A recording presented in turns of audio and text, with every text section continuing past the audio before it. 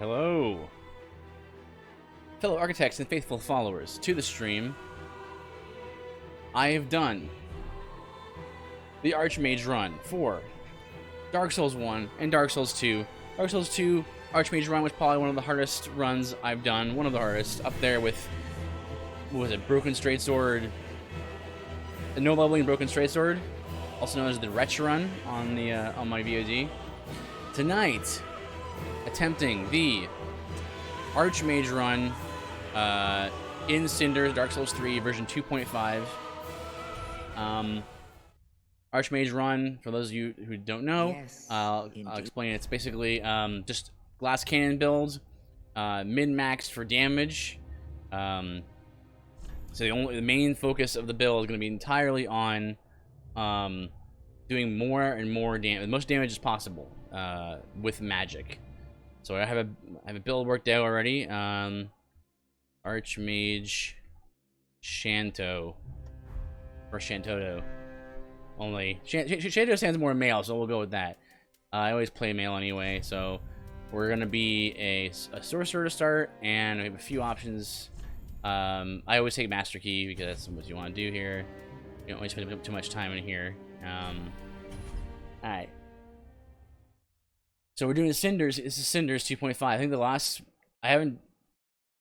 Dark Souls 3 playthrough I did was a while ago, so we haven't done one in a bit. So what we want to do is get rid of this. Sorcerer Staff. We want to get rid of this Fairy Flash Sword because Fairy Flash Sword is a battle mage skill. It's not a Archmage skill. Get rid of that. There you go. Now we've got our basics, our gear. Start with the Sorcerer's Hood. We'll be working up to the Ragged set. That's sort of like the Archmage sort of applicable build, or armor for the build. So, Cinders, I think past 2.0, you've got Dismal Night. Now, keeping in mind, I did make some adjustments. I usually make adjustments to the Cinders mod. I think it still is the best way to play the game, but trouble is that they make bosses do a little too much damage and do a little too much HP. So I did lower it a bit.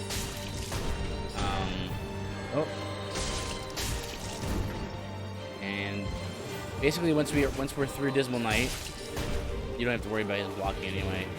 Oh wow! I thought for sure I'd get punished there. Eventually, yeah, you can break through his shield there. Yeah, whenever I download the new Cinders mod update, I usually make adjustments to some of the balancing is a little off. So I kind of like to, like, for example, I don't like the East-West shield has 100% block, and that's not good, or doesn't make any sense because it's a small wooden shield. Like, why would it be that good? So like, I don't like that, so I change it so that the shields are more varied in their functions. But you guys know me. I'm all about the different options, right? And having different like situational uses of gear. You'll see what Elden Ring can offer in regards to that. Now, I do want to fight some smaller enemies because I'm going to drop crystal fragments. We'll need 20 crystal fragments in total, I believe, and we'll also see if we can get ourselves some primordial fragments as well. So I'm going to see if I can fight a couple. Oh, just fight a couple guys. I believe the drop rate on crystal fragments while equipped while in the Vinheim Scholars Covenant is 5% per kill. I think it might be a little lower if it's a smaller enemy. So yeah, anyone who hasn't seen Cinders 2.5, yeah, this area is now no longer a boss arena. I do actually want to go over here because this guy sells like beginning level arts, and Farron Dart isn't enough damage for me. we want to do, we're doing min-max damage, right? So we can try. Soul Arrow is going to be better for sure, but Soul Mass is not really for damage. Neither is, well, Flash Sword is, but it's not. It's more of a battle mage ability. And we want damage. We want damage over speed, damage over everything, right? That's the Archmage build. So I want to maybe try Scattering Soul Orb and Fair and Hail. So that's fine. Wait, no. Get rid of Fair and Dart. Now we're through that first boss fight. Let's get ourselves Soul Arrow. And we'll need probably enough attunement for like maybe 12, I don't know, maybe 4 slots. All right, let's go. Let's spam far enough away.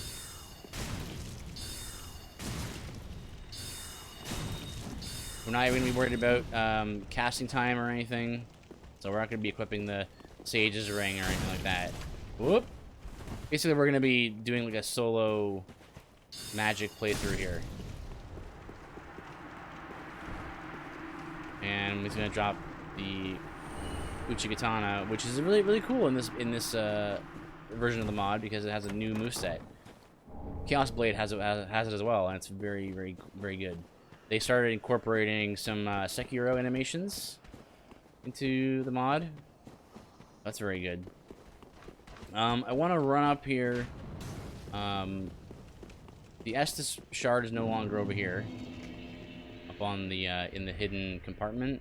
Actually, let me check what's over here again. I think this is the Dashmaster's string over here. Yep. Perfect ring for speedster run, which I might do another one of those soon because that was a lot of fun. We want to go. Actually, what I want to do is also get the Ring of Betrothal. I want to see if I can maybe get some crystal shards or crystal fragments from that as well. Right. Let's go get the Ring of Betrothal, which is over here. Luckily, this is the easier way to get down. Whoops. There we go, and there we go. Oh! Forgot there's a Black Knight there. Don't mind me. So, if I plan this... Much like Dark Souls 1, Dark Souls 2 was a little bit different, where, like... That build... Unlike Dark Souls 1, that build was extremely difficult, whereas Dark Souls 1... That was like the build to go with because it was so powerful. I'll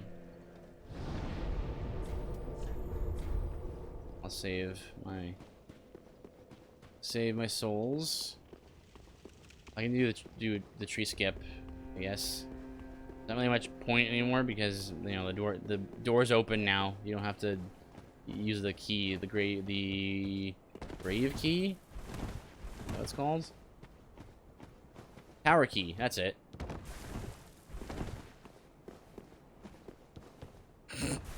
Whatever. I can do it. I can do it, okay? Humph. I swear, guys. Okay, so we got back down here. I think this is golden. Oh no, that's the faith ring. And we're gonna get the focusing ring, which not really for damage, but I can't think of anything else, anything better to put in that slot. Let's see, over on the right chest is the Burial Knight set. On the left is the focusing ring, which gives you 3 FP while standing still, which doesn't, you know, it doesn't always happen that you're standing still. Usually you're mobile, but, you know, if you are, you get a little bit of extra FP. And this is a very MP intensive build. After all, because we're not only concerned about damage, we're gonna be seeing, we'll be seeing a lot of, damage, but very little, you know, FP considerations, very little... Actually, the ultimate spell in the game that does the most damage in the game is very hard to aim, and so we're gonna actually encounter some challenges there because, yeah, it does the most damage, but also it is very difficult to aim, and honestly, visually, it's actually a little blinding. So it's best if I look away as it hits the target because all the sparks fly and they are very bright.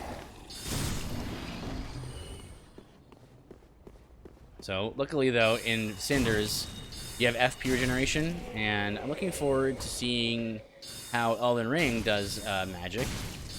Because FP regeneration is extremely good. It actually makes the mage-only build way more viable than in vanilla, which is, again, there's many reasons why I prefer Cinders as like the definitive edition of Dark Souls 3. But that's one of them. Here's another one, is fighting little, like, mini-bosses like these guys.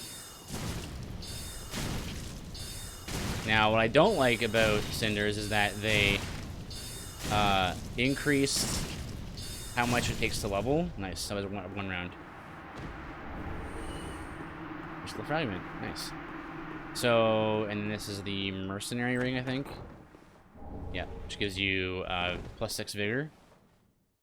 Competing with this thing will get us to the dreg heap early. We want to do that, which we don't. Nothing part for the build is found here that I can recall. So we'll just flag the bonfire and get out, and head back to the overgrown sanctum. But yeah, in Cinders they increase the amount of like leveling, like souls it takes to level, or to get to the same equivalent level of power takes more souls investments. So what I did was I went in and I adjusted how much those like little mini bosses give you for souls, and that way you can kind of like keep up with sort of vanilla numbers. Let's see. Right, this guy. The Destitute... No, it's the Astrologer, right? Astrologer Lillian. So, I haven't actually tried these before. I doubt this is going to be good for damage. But maybe Fair and Hail. And what we want to do is get our HP to 30. Or close to it, because that's kind of where it's going to be the rest of the game. Let's see. Get ourselves back to High Wall.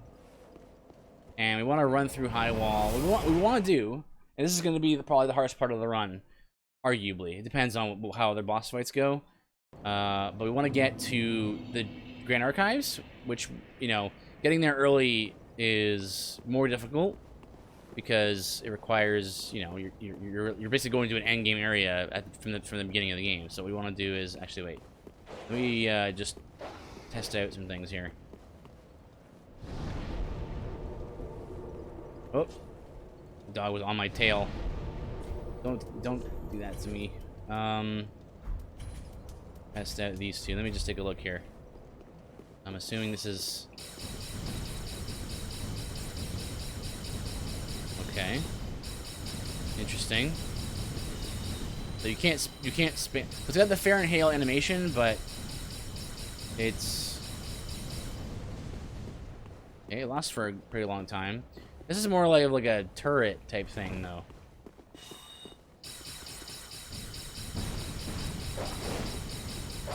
No. No. No, see, that's more of a like a short range thing. I'll get that. Then let me try again with Fair and Hail. It seems like it might do well at close range. What's the arc like? It goes like spray. It's like a shotgun.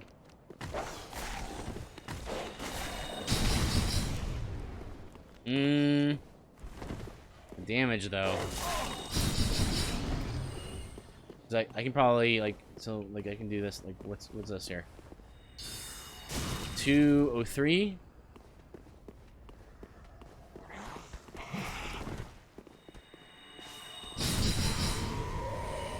Yeah, it's not a fair comparison.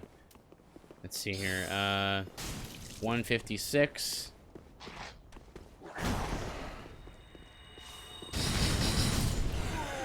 $248. Maybe I should use Fair and Hail. All right, I'll keep it on my bar. Fair and Hail into, well, in Dark Souls 1, the next best thing to use is Soul Spear into Crystal Soul Spear into White Dragon Breath. Here, I think there's a bunch of new spells added, so I'm pretty sure we're gonna either go with White Dragon Breath, Crystal Soul Spear, or Soul Geyser. Pretty sure it's gonna be Soul Geyser though. So I'm wondering if maybe I want to farm. You can farm for upgrade for like fragments. They drop off of any enemy. So I wonder if it's worth staying here and farming for fragments, because once you get to, I believe, once you enter Lothric Castle, I believe this dragon up here goes away, and he's really useful because, you know, he can just nuke all these dudes for you, and he can drop crystal fragments for you, and they drop right to you, so you don't even have to go pick them up. So like, I'm thinking maybe I want to do this for a bit, because what we want to do is go from here.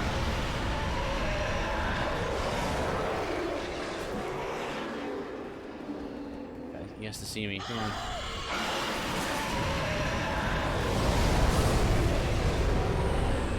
Go from here. Pick up an Estus Flask. Pick up. Well, do a few mini boss fights, and then go to get souls, and then fight Dancer. Actually, go right for Dancer. We'll see how that goes, though. We'll go from Dancer to Grand. Basically, we want to get to the Grand Archives because in Grand Archives is where you find the Magic Clutch Ring. Again, this is all Cinders, right? This is not vanilla Dark Souls. Get Magic Clutch Ring and get the Raggedy set.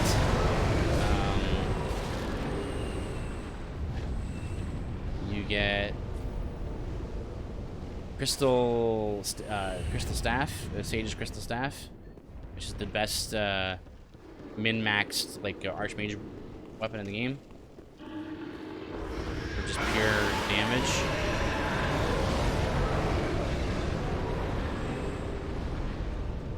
And then we need to go to Fair and Keep and pick up the Sage Scholar's Ring.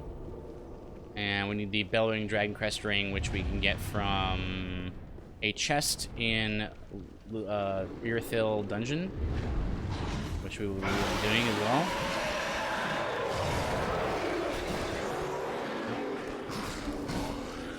Come on.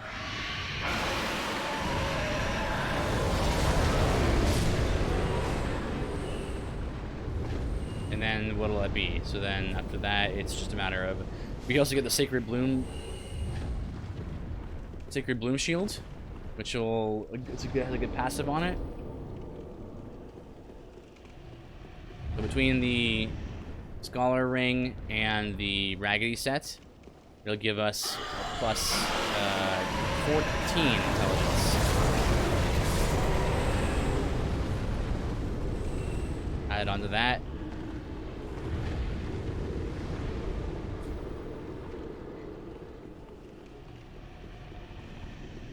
Let's do this a couple more times here. Our goal is to get to probably just max intelligence.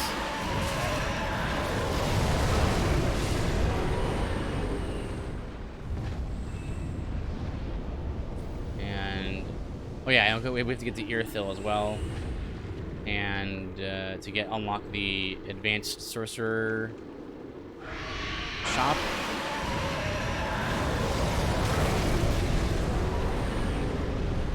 And then we also need to get to Orbeck, because Orbeck is the guy who actually will sell us the higher tier spells. Oh yeah, we'll also get the crystal scroll from Grand Archives, which we need to actually purchase spells like Crystal Soul Spear and such. 4? Okay, I'm good with that. Let's see, that Mimic there has... What does it have?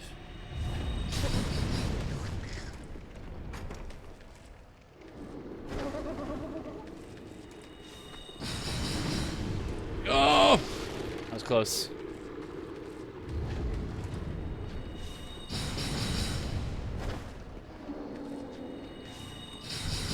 Oh man, that's hard to aim. I guess it's fitting.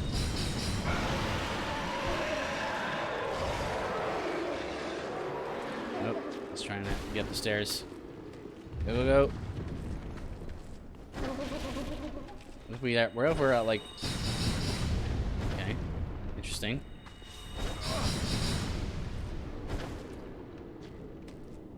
Oh, this is working all right.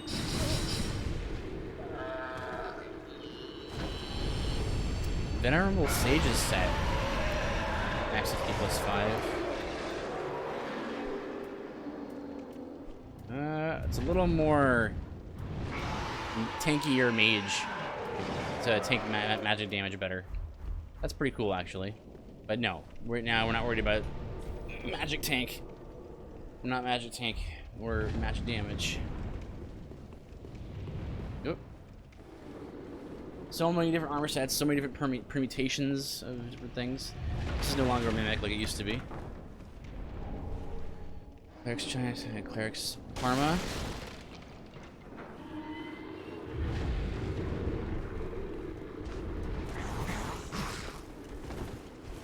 Alright, let's just run for it. Here. Oh, that's the wrong way. There we go. Whoop.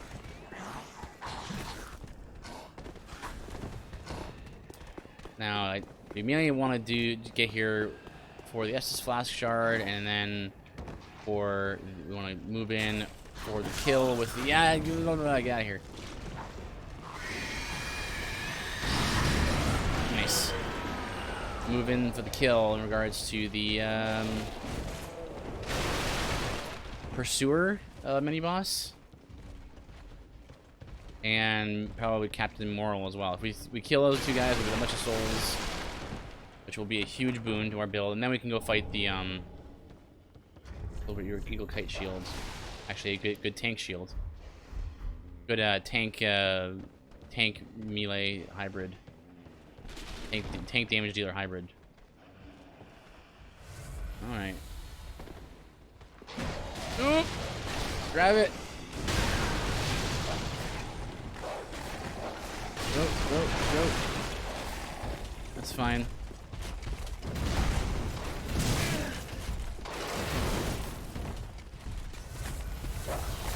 Yep.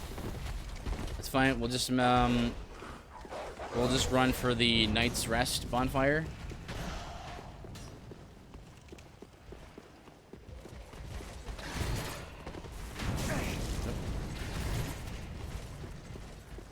And we should be able to touch it. We won't be able to rest probably though. Maybe. Oh yeah, nice. That resets everybody. Perfect. Right, so let's go. Excuse me. Okay, I don't want to kill her just yet. I want to level up first.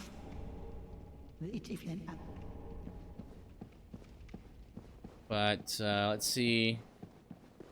Run through here. You can always just go ahead and cheese Captain Moral. And we know where Pursuer spawns, so be rested. Hopefully the Lothric Knight will be aggro. No. Oh wait, no, he's about to.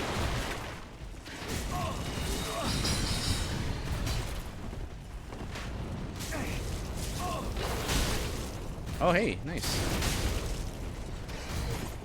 Interesting.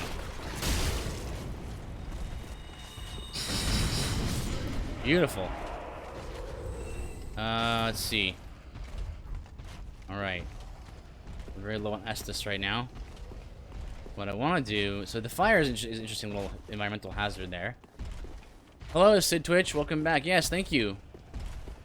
How have you been? I've been really great. I've been looking forward to doing some more game streams again. Okay, it's fine. We can just sneak around here. How you been doing, Sid Twitch? Oh boy. Yeah, looks like the Herald Knight saw me. No, he's not a Herald Knight. He's the Winged Knight.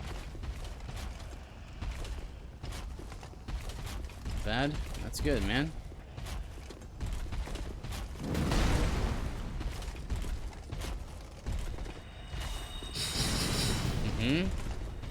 Okay.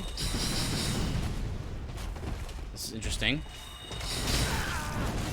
Oh boy, this is bad.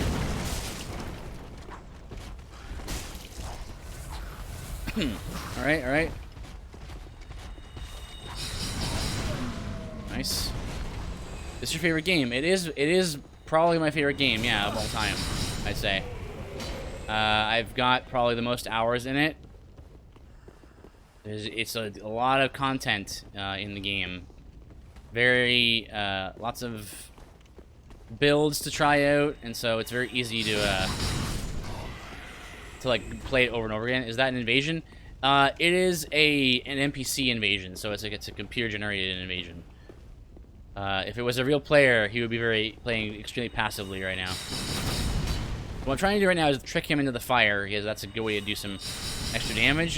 This build is not really suitable for fighting the pursuer right now. Can you turn that off? These encounters, no. But you can just run away from them if you want. They don't stop you from resting or anything. Oh! The guard broke his guard. But it's worth killing him anyway because he drops a lot of souls, which is important for the build that we're going to be doing here. There you go, got him in the fire. A little extra damage there. Burning a little bit here. Perfect.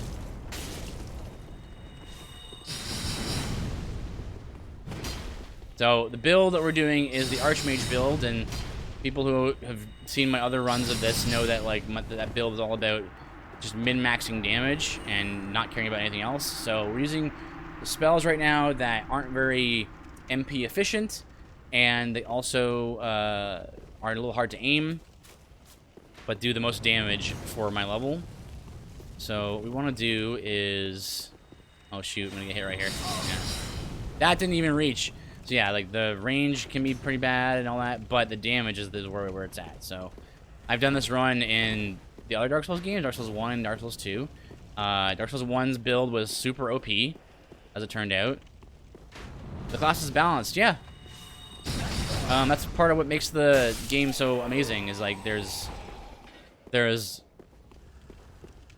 so many classes and like so many types of builds, and they're all pretty well balanced.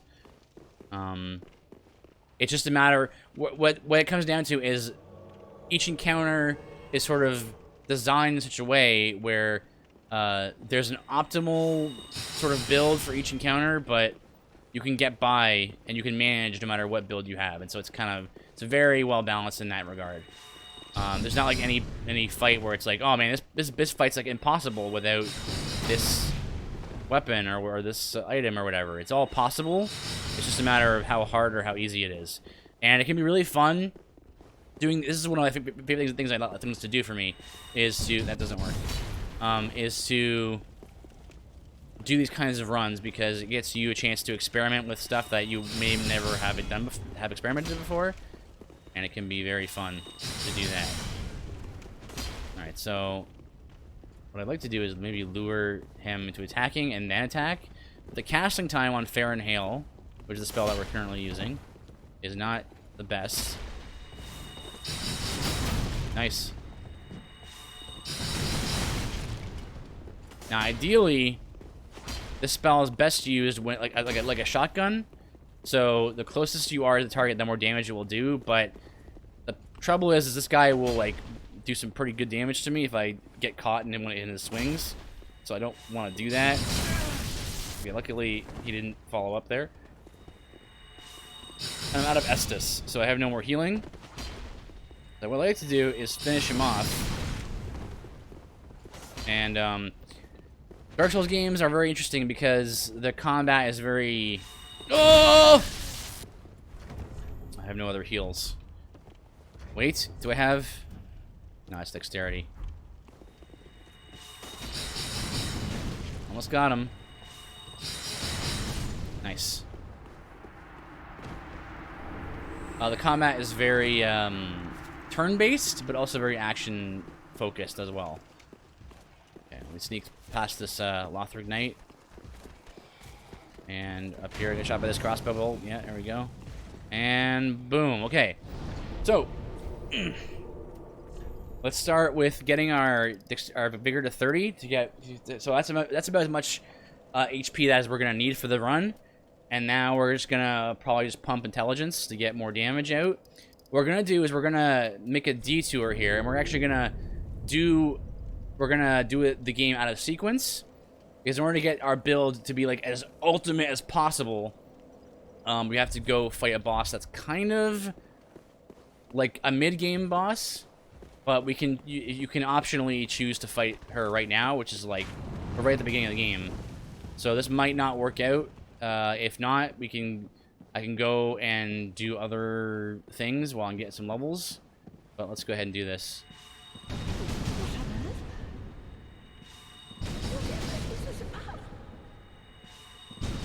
Okay. So yeah, so you can optionally kill this lady and then get the base and the vows from her, and then you can spawn. That's Emma. And then you can spawn the boss. Okay, so Dancer. I used to be very bad at fighting the Dancer, but we'll see.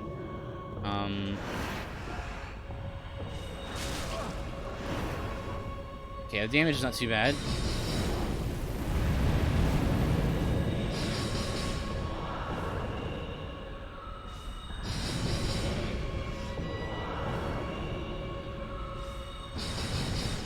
Okay.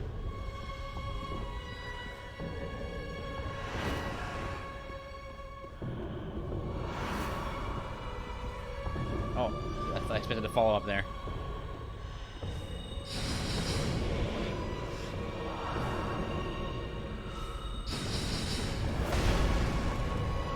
Yeah, nice.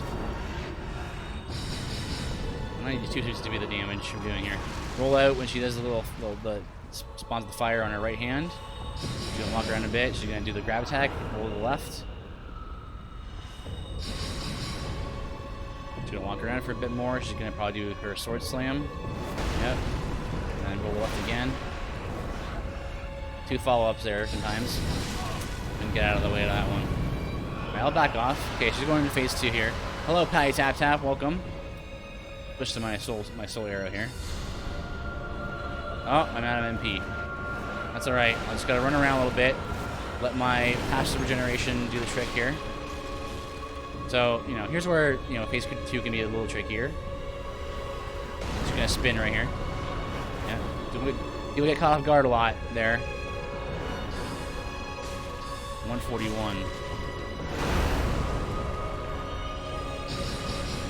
Gotta roll away here.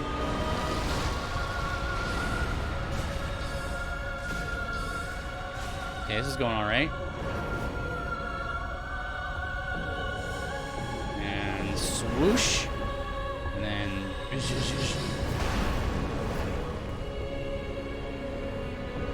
Oh, swoop. So, stab! I forgot about the stab. I forgot about the follow-up. How you doing, Patty Tap Tap? Whoop. And swoosh around. Slam those swords. Don't slam me, Mom. It's a triple attack right there. Follow up.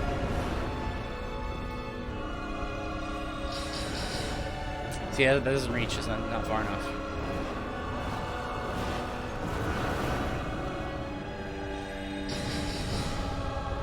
Whoop, whoop, whoop. This is the... Okay.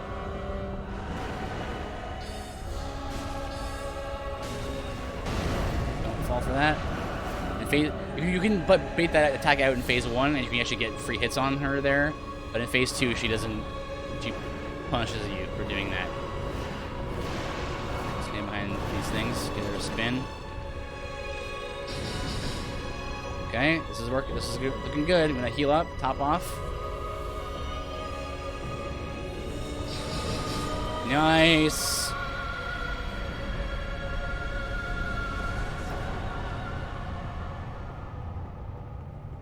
Two Estus too. Two 0 plus 0 Estus.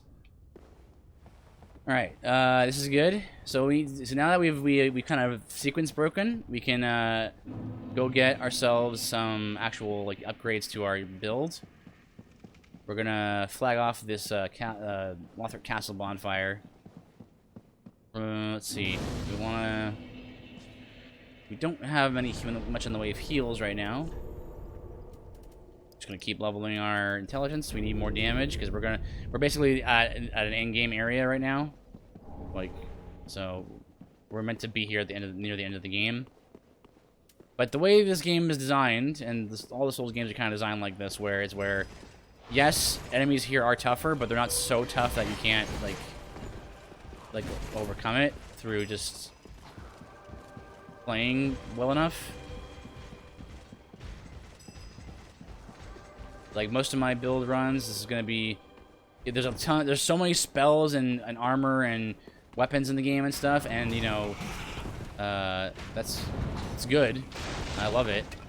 But for most of for build runs, we want to be very narrow in our equipment choosing. So, whoop. All right, so we're gonna just run through here with the dragons. They shouldn't kill us. We're gonna try and like rush the wall of fire. It goes to show you though that Dark Souls games are not, despite their pedigree as being like the hardest games ever. Stuart's gonna spawn right here. They're not really like impossibly hard games like that they're kind of touted as being.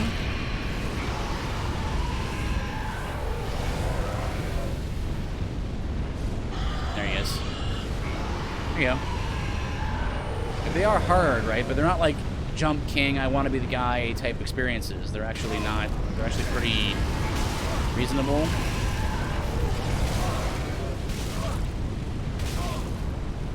Yeah.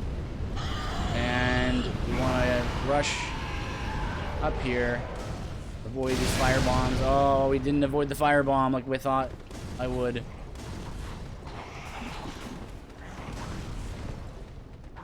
Want to hurry up and flag this guy. We're gonna have an invasion right here.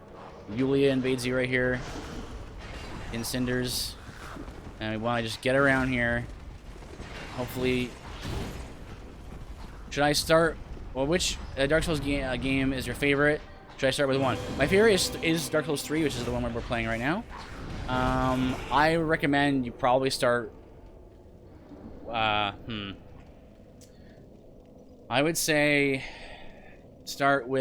Probably start with 3, honestly, just because it has the most sort of like quality of life improvements.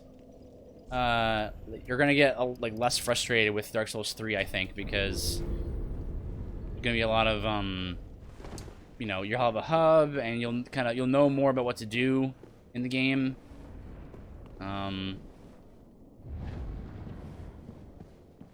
One's a good. All the games are a good place to start, but I think that like one's harder to play just on its own.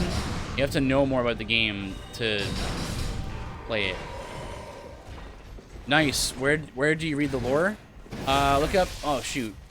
There's a lot of damage. Look up Vati Vidya on YouTube. That's where you can get some nice lore. Follow up, yeah. Yeah, look up Vati Vidya, Vaati Vidya.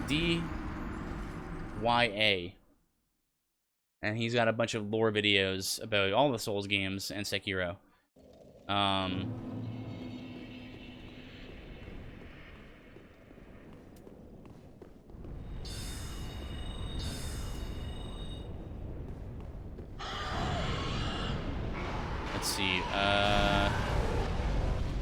So I need this.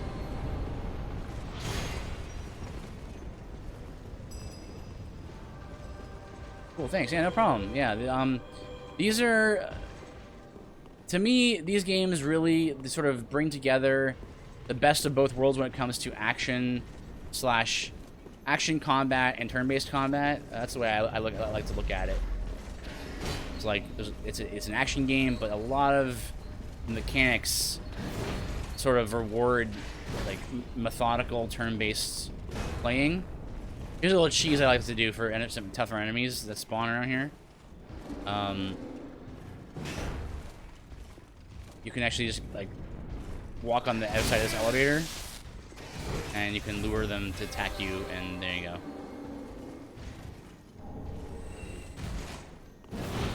Come on, come this way. Like that side wall. You have to get good at moving the camera around.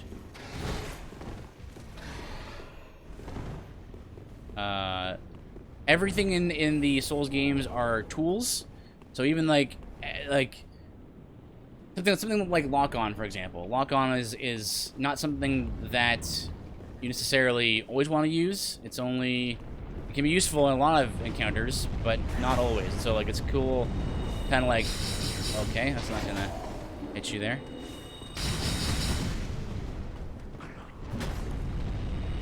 So when it comes to all the mechanics, dodging, using shields, you know, different types of armor, all these things are different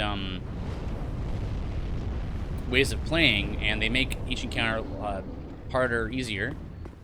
Basically, the way difficulty works in these games is that instead of choosing from, the way I like to explain it, is that instead of choosing from a menu, saying, okay, I want to play on hard, I want to play on, you know, easy or whatever. Difficulty in the Souls games are contextual. So by that I mean things are easier or hard depending on the way you choose to play, both in terms of your build as well as your choice of playstyle. So one sort of example is, oh, don't bite me, don't grab me. One example is dogs. Dogs are very quick opponents, and they're notorious for being really annoying to fight because they will just constantly run into your face and just constantly run around you and stuff. But if you have like a pretty sturdy shield, if you just hold your shield up, they'll bounce off your shield and then you just hit them. That's kind of like the easy way to deal with them. That was a total miss. Don't grab me. Okay. A lot of the game is like trial and error, you know, like not trial and error. It's like you have to understand what your opponent is doing and like be able to recognize tells. Like depending on what they're doing, that's how you can react best to them. Oh! That was close. Really hard to hit him with this.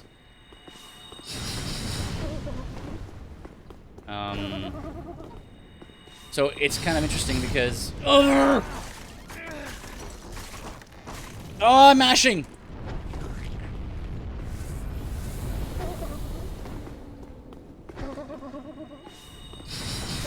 Okay. Okay. Ah, that's not even what I wanted. That's the blind. That's right. The Sublime Bone Dust is over here. Ouch.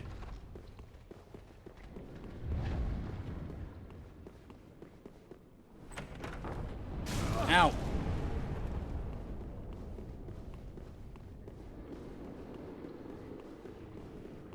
So Sublime Bone Dust will improve how much our Estus Flask heals us for.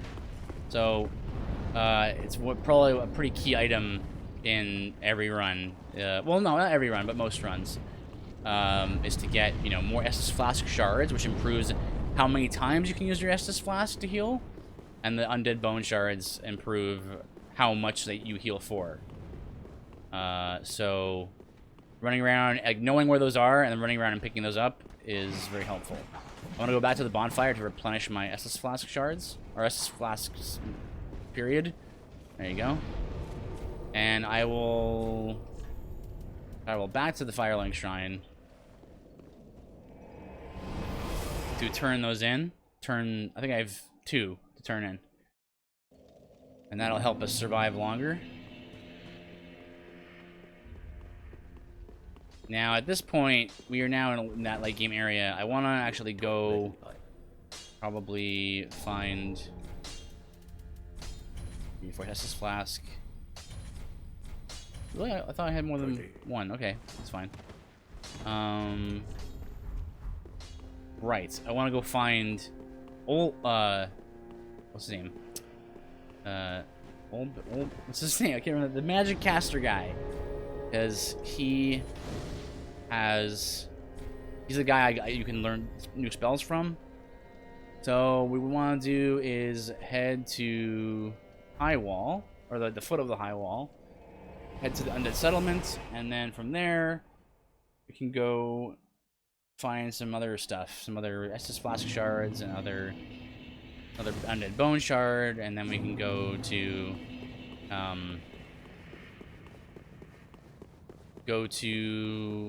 Olbrecht. I don't know why I can't remember his name.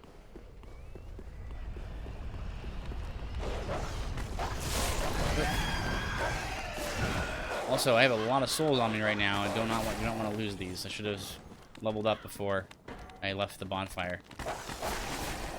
These guys have a modifier on them, so where you can roll into them. These dogs are usually a big problem because they gang up on you, right?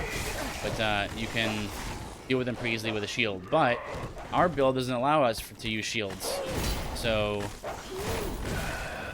I'm not going to be doing that.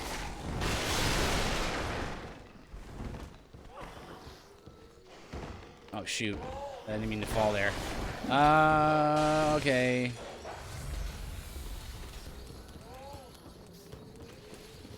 Okay. When you play through these games for the first time, you definitely want to be methodical. You want to be careful. You can get ganged up on very easily. But once you know where everything is, which I do, you can kind of just run through things. This is a very common tactic for once you kind of figure out where... Even when you first play through the game, once you get sick of dying to a boss over and over again, you eventually learn like the route it takes to run to the boss. There's tons of ambushes and stuff around here, but not worried about that.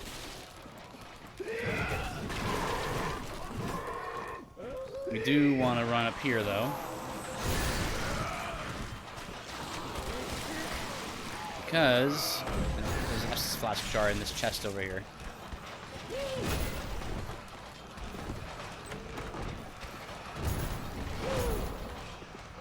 Go, go, go!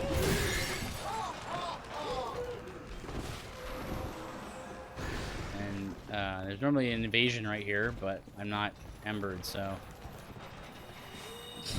Ah, come on. Okay, no damage.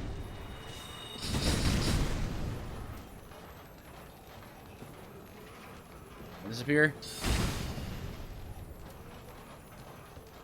42. Well, did more damage than that. This is basically, if you ever play like Diablo or something, this is basically the treasure goblin type situation. Don't! Okay. Once you keep damaging him, he'll keep trying to run away and then disappear after a bit. And I want to collect those because those are worth a lot of souls. Actually, we'll pop that right now. 20k from that lizard hide. Alright, and more intelligence.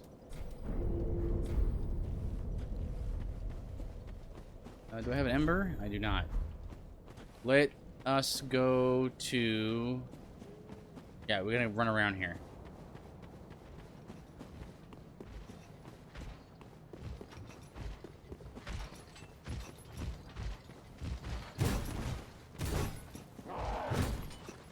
I find doing these kinds of runs very fun because different restrictions to builds really helps you to explore, you know, just how good the game's design really is, right? Because everything's doable with every restriction, pretty much. I've done quite a few challenge runs in this game, especially. I've done no leveling. I've done Broken Straight Sword no leveling, which is basically like you don't level, so you have no HP and you do no damage. And also, your weapon is like the worst weapon in the game. It wasn't easy, but it was definitely challenging. But it was doable, which is like really crazy.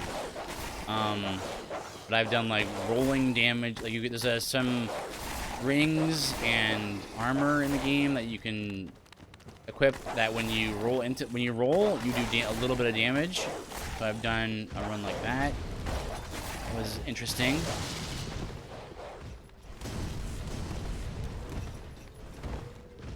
I've done shield only. Because you can actually there's some shields in the game that actually do decent damage, and so you can just like shield bash things to death, which is awesome. I've done bow only. I've done just all kinds of different like magic types only, like pyromancy only, or you know, ice damage only, stuff like that. I've done so many, and yet there's so many I haven't done yet. There's so many weapons I haven't like messed with yet, and even now, ouch, even now, I'm still finding out new little details about how the game works, how the game's little gimmicks. The way that they design these games, they design them so that there's like little gimmicks and things to the mechanics to weapons and stuff. So even though you never need to mess with it, nice. It's there if you want it. So like, you know, you can just play through the whole game and never use this spell, for example. Like the game's not forcing you to use any one tool, and it's more about it's up to you what tools you choose to use. And Elden Ring is going to be very much like that as well. So that should be very exciting.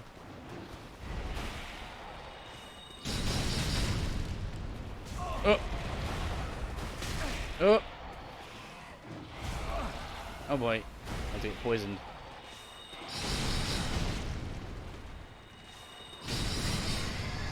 Nice. Let me open this shortcut over here. Boom.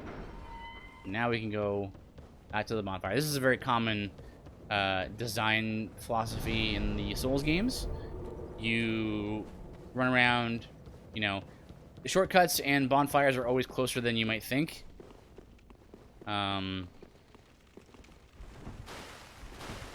It might seem like if you're fighting through the game, like first time through the game, you might go, oh man, I can't believe I died here. It really sucks because now I'm going to fight. I'll go all the way back to where I was. And really, it's actually not that far. It just seems that way because you're fighting so much and you're not sure what you're doing, so you're really tense about everything. Bone shard. Just running through guys, not worrying about them. Hopefully we can get through here without much of a problem. We'll see though. Okay, we're good. All those rats spawn out of those holes, but we just avoided them.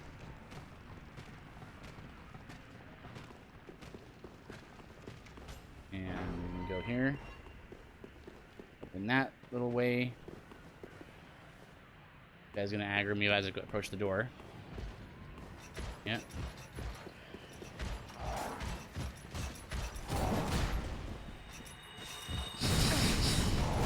Oh, nice damage.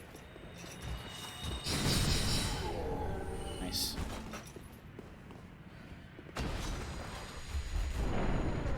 Are we at? 7 crystal fragments. We need 20. This is one of the first friendly NPCs you encounter. Sigvard of Katarina. I'm gonna head down here. Get the bone fire.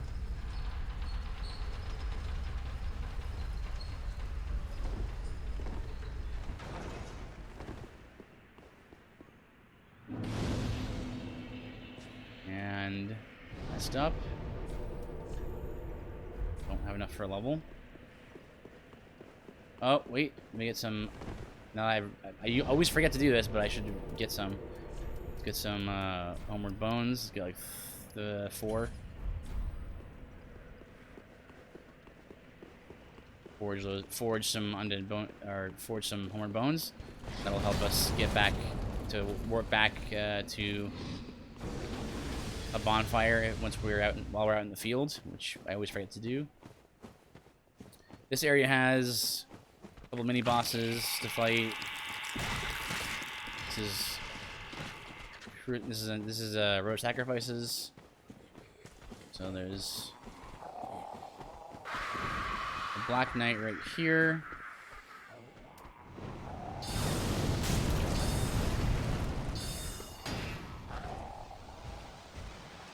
Watch out for what's going on behind me here.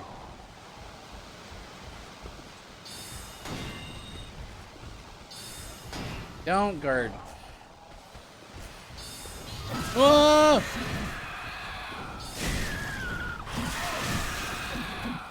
Alright, well that works.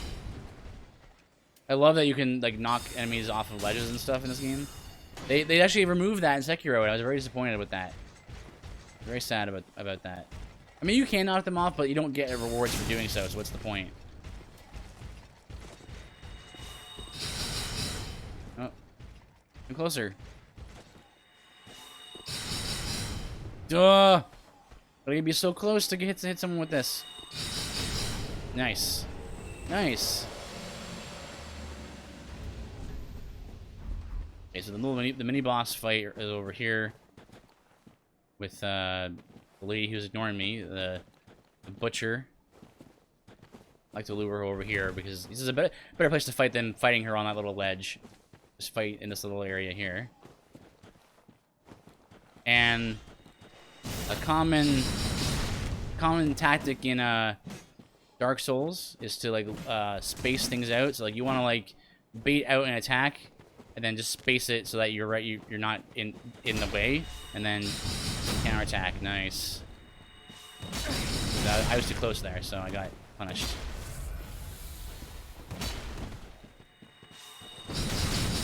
Nice.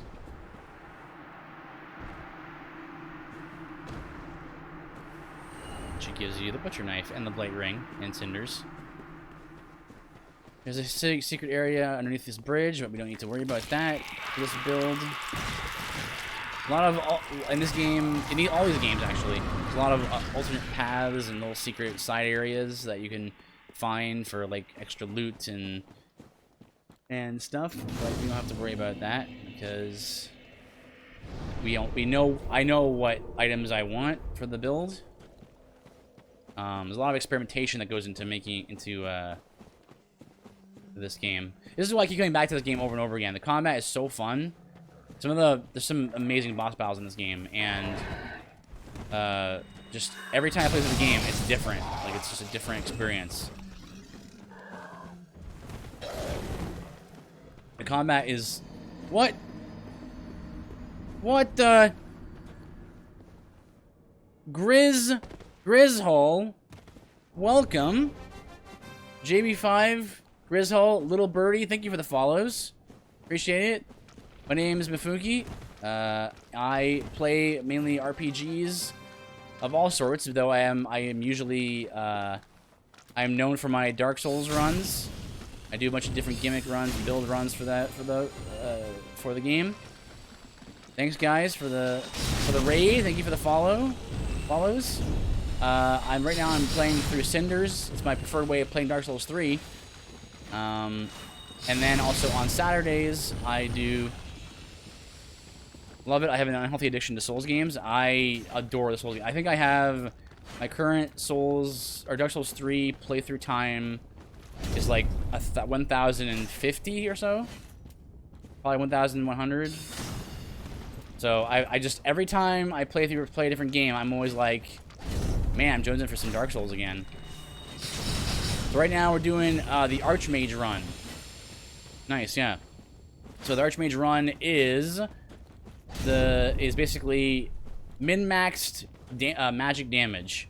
So I'm not concerned about accuracy or you know, casting time or anything. I'm interested in doing as much damage as possible. Now it does mean that I'm kind of restricted a little bit here, and we're also doing Cinders mod style. So we have a lot of new boss battles and mini bosses to fight, like this one with the Forlorn here.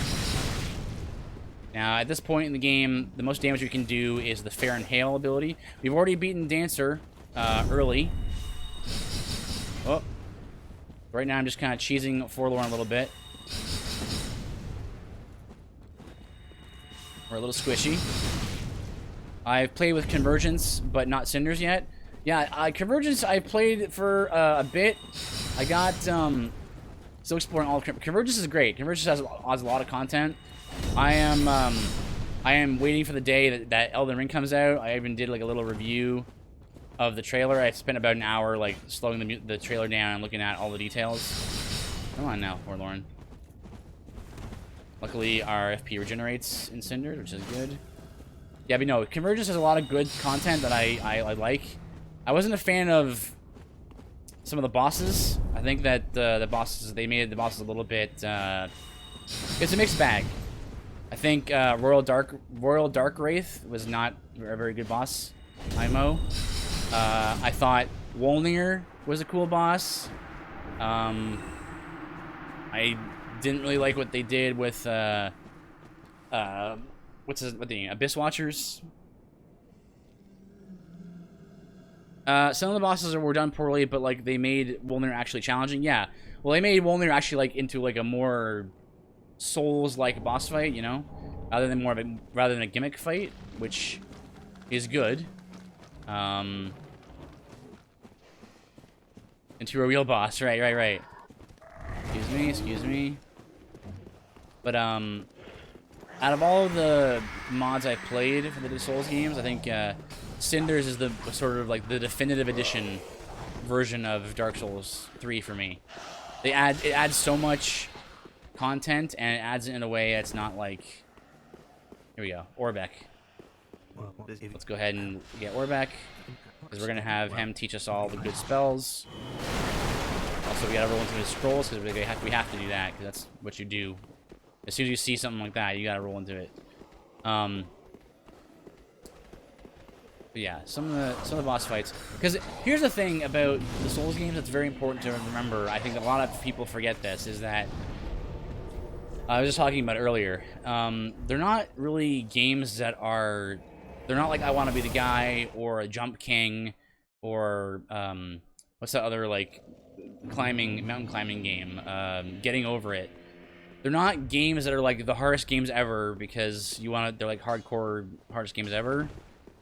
They're actually games that are not that hard once you kind of understand mechanics and stuff. And I enjoy the game for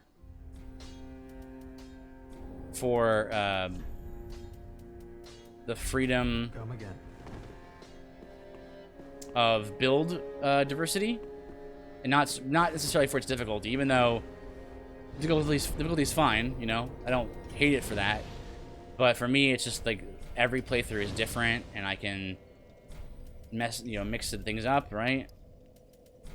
It's great. Okay, so we saved Orbeck. We gave him the Ring of Betrothal, and then we beat Dancer, and we beat, yeah, they're games that you can get good at, versus games like the ones you mentioned that are just hard no matter what. Yeah, exactly. And so those games are like designed to be hard experiences, and they're kind of like meme games, right? They're meme experiences designed to you know, just be like lol super hard, right? Like with your chat and stuff. But the difficulty in Dark Souls games is contextual. So it's boss fights and encounters and just the game in general is easy or hard depending on your build choices and your play style. And so, and different encounters are tailored to different builds, right? Getting over it is so good at raising my blood pressure within 5 seconds. I never played it myself, but I definitely understand that. My favorite cheese in the game's coming up over here. Match this up. Of course, all of the items are in different places in Cinders, but I know where all the items are, most of them. So, favorite cheese is right here. I mean, how could you say no to this cheese? This cheese is delicious.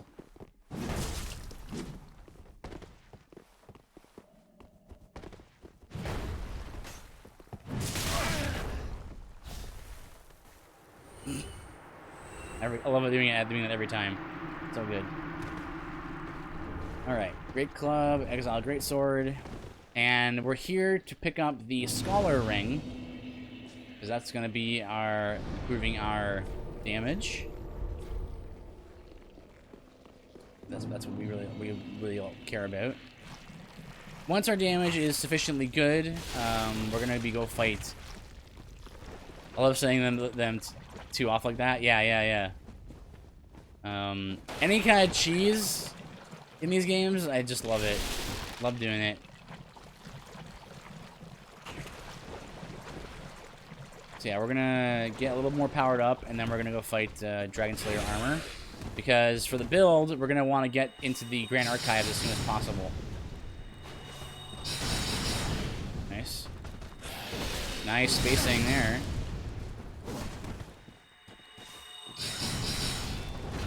What do you think you're doing? Whoop. I'm currently working on learning all the cheeses of DS2 to attempt speedruns on it. Oh man, yeah. I haven't done like speedrun. I mean, I haven't done speedruns, but I've done a couple races and stuff with some friends. Then I'm gonna try learning and doing a speedrun on DS3. Nice. Whoops. Yeah, for me, I am more of a gimmick runner than a speedrunner. I've never done a speedrun, but I want to try to get into them. Yeah, it's definitely something pretty cool stuff about that. Okay, that's not gonna work if I get too close to him. Need to make a little bit of gap here, like right upward. Oh, it was close. Ouch. That damage though. Woo! Oh, good stagger. Nice. Yeah, I do gimmick runs and stuff rather than speed runs. For me, like I would. So that's gonna be my current spell buff is 196. And that's gonna give me 205. Beautiful. I tend to do build runs or gimmick runs or meme runs over speed runs and no-hit runs and stuff. For me, I can spend like hours just throwing myself on at a challenge, but I don't like doing a run and then having to just end it, you know? Because like in a speed run or a no-hit run, right? You go for a bit, right? And then you get hit, and then you just have to stop, right? Because the run's over because you got hit. I would much rather just continue to work at something until I overcome it. But you know, speedruns are amazing too because they definitely they teach you a lot about how the game functions. All right, so next I want to go to. Let's go to Irithyll. So in Cinders, there's shortcuts everywhere. The game is very non-linear in Cinders, so we can actually go to Earthil Dungeon from... actually, we can get to Catacombs from here, and then from there to Earthil. I feel that I can't imagine how many times I'll need to reset after getting hit and no hit. Yeah, and there's a lot of tricks you have to learn. In Dark Souls, whoop. A lot of tricks in Dark Souls no hit runs, like to ensure that you don't get hit, right? So the one I always think of is the Storyteller Staff Poison to hit Half-Light. You can hit Half-Light through the pillar where he spawns, and where am I going? Oh right, I was supposed to go down where the grave key is. Went the wrong way. Whoop. And stuff like that you have to learn to do, or like learning that when you're in a stance, you are effectively like sneaking, so you can actually sneak around certain enemies who haven't aggroed yet. Storyteller is pretty big in no hit run, yeah. So like there's a corner in the Catacombs where you can just like equip a longsword and go into a stance, and then you can just basically like walk around one of the Karthus swordsmen without aggroing them. I've done a lot of runs like Soul Level 1, open hand runs, crowd control runs on stream where chat murders me repeatedly. Yeah, I've done a bunch of like weapon runs and like build runs, like I said. So like themes, classes and stuff. So then I've also done like ones like no leveling, so level 1. I've done my Wretch run. My Wretch run is Soul Level 1, also Broken Straight Sword. That was still not as hard as my Archmage run in Dark Souls 2. It was hard. Because, you know, Soul Level 1 means you're not doing much damage. No! Come back here! Well. Yeah, and then, obviously, Broken Straight Sword means you're not doing any damage with your weapons either, so it meant that, fights were long. Poison was key, in those fights. Poison was clutch for that challenge. But no, the hardest run, one of the hardest runs I've done is Dark Souls 2 Archmage run. So, min-max for damage, right? Dude, the bosses in the DLCs, because usually when I do a run, I do all bosses. And the DLC bosses have so much magic defense. It's ridiculous. Like, I was min-maxed. I couldn't be doing more magic damage than I was doing. Like, I had, like, just all the optimum magic damage possible. And I was doing, like, just slivers of health to Fume Knight and to, Luden Zalin and stuff. Oh, it was brutal. It was so brutal. I was stuck on Luden Zalin for, like, 4 hours, I think. Which is so funny because, oh gosh, because, in Dark Souls 1 and Dark Souls 3, well, I haven't done it yet, I'm doing it right now. But Dark Souls 1, the Archmage run, Min-Max Magic, Glass Cannon, is super OP, and it's great. Dark Souls 2, it was super OP for most of the run, and then DLCs happened. And, like, my goodness, why, From Software, why did you do this? Why did you nerf magic this hard? I did a magic run, and I think it was Fume Knight that just shattered my heart. Yeah, oh man, we had to come up with all kinds of strategies. Like, I eventually like sort of allowed the summons to be a thing. So I tried to summon Carhillion of the Fold to help me, and that was pretty rough, even with his help. You know, Dark Souls 2 is a great game. I love Dark Souls 2 despite the hate it gets. So no hate on Dark Souls 2. It's just like, man, why do you gotta do magic dirty like that, Dark Souls 2? I mean, yeah, man, I'm with you. I'm so with you. It gets so much hate, but it's a good game. It's a really good game. A lot of mechanics in the game that get underappreciated. If you've ever watched YMFAH on YouTube, he does a bunch of like really crazy gimmick runs. So like he did one a couple days ago where it's Dark Souls 2 but no talking.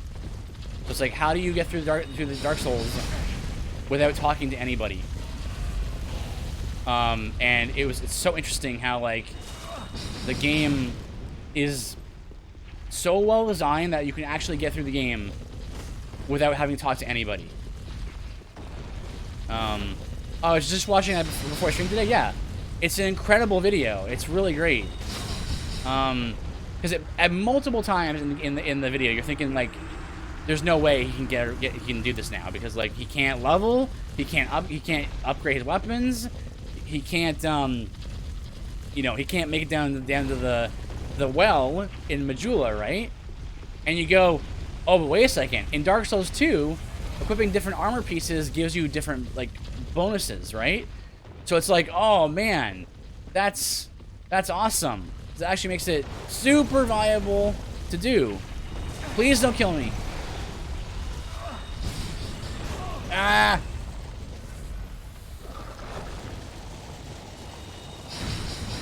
Oh. Get him. There you go. That video is where I learned the cat ring skip, where you kill an NPC in Majula. Yeah, it's really hard to do though. It's really hard to do. And I think he even says so in the video. That like the cat ring skip is real tough. That's not gonna work. Oh well. Oh, it's so hard to aim it. Ouch. Please.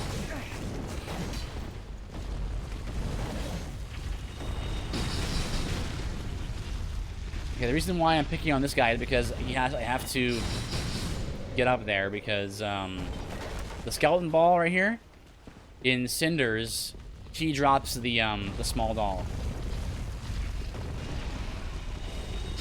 So I gotta... Please don't run away. Come back here! You monkey! Oh, you're the worst. Yeah, he dropped a compilation in that video of, yeah, of him falling, yeah. Yeah.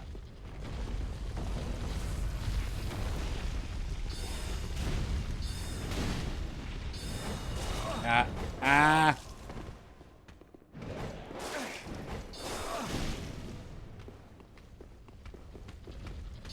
Ah. Oh boy, I got no health yet. Should have rolled forward there, I guess.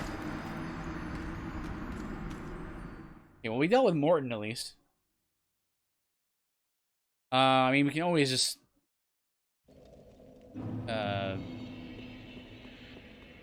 spam the like use the skeleton ball to skip, or into get around killing that guy. But yeah, so this is what pulls me to the... Oh!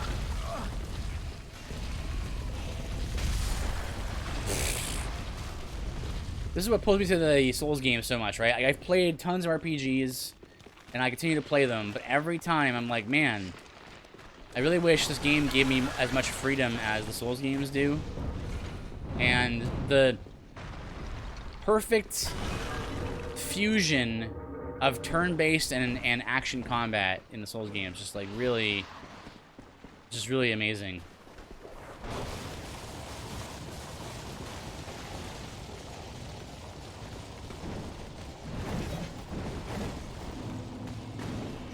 Do you follow me? Ah, rats! Can we get a cheese going here? Skeleton ball, where are you? Oh, wait, no, because he hasn't spawned yet. I have to run up here first. There he goes. Zoom.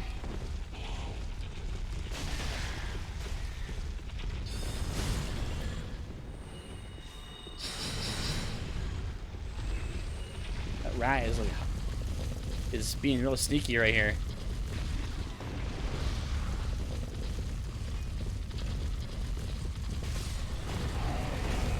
Oh.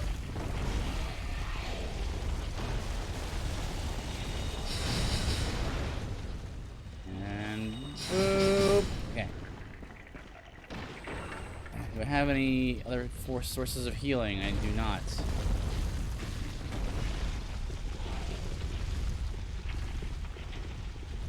The aggro? Where is he?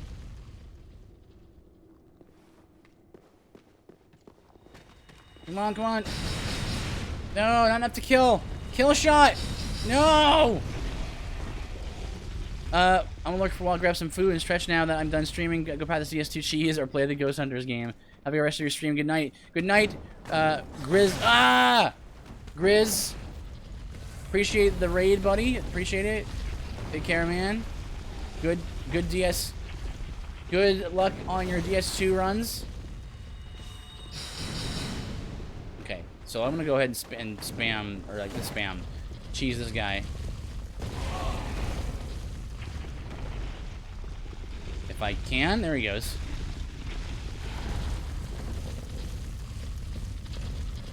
Again, this is another great thing about the Dark Souls games. Kind of just use whatever. The game doesn't care how you overcome an encounter. It only cares that you overcome the encounter, which is very important for an RPG. To me, like, it's just anathema. It's just an affront to everything that is what an RPG is supposed to be. When when the game really forces on you one particular way of doing something. Oh my goodness! There's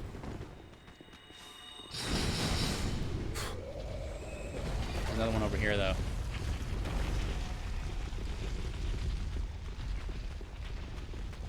Yep, nope, don't. Yes. Alright, it's fine. Yep, goodbye. Just juke him. That's what we're here for. We're not here to fight these guys. We're here to get the small doll. I'm a squishy boy, so if you just don't mind, I'll just go ahead and... Yeah.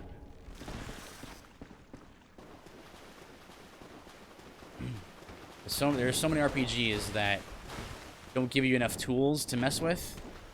Like enough weapons or armor or spells and stuff, and that's the fun part of the game, right? And then the other part is... Oh, pull off that glitch. And the other part is,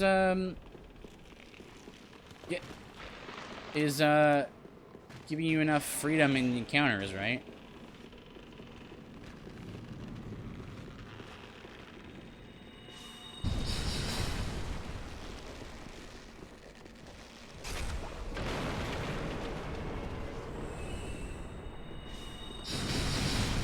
Very nice. Spam combustion.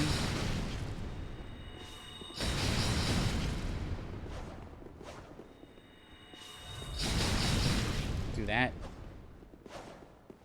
Don't do that. This works better against larger targets. Gonna get some more FP here.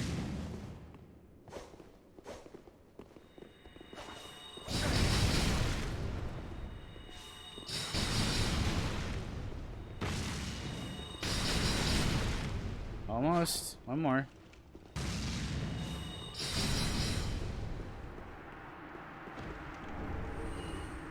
Bone rapier. Bone saw's ready. Oh hey, we have like almost 100k. And more intelligence. Let's do Wolnir.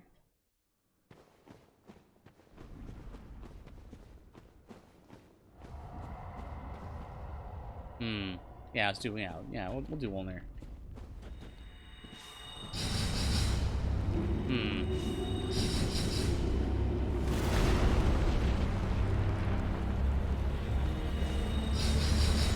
260, so 276.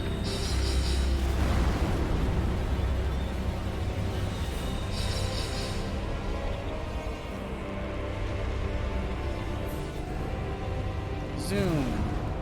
All up.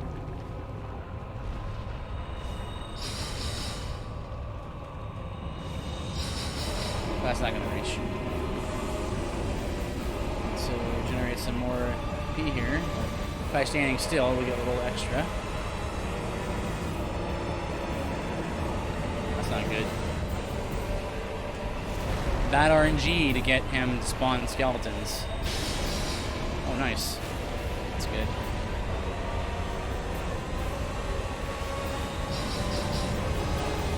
I'm gonna get hit right here. Oh no, he's summoning his sword. This is working out all right. Oh no! We're supposed to block those skeletons from coming over to me. Do your big explosion.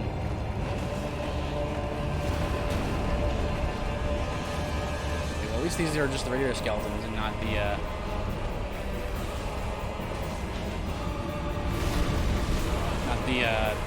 Karthus swordsman or the bone wheels or something.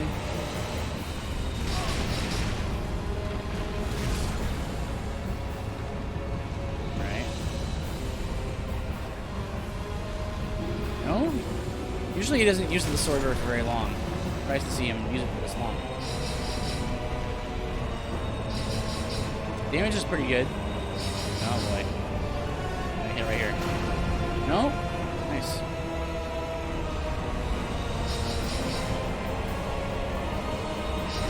It's not Archmage good though. We're not to, like min-maxed Archmage levels yet. I want to see that happen.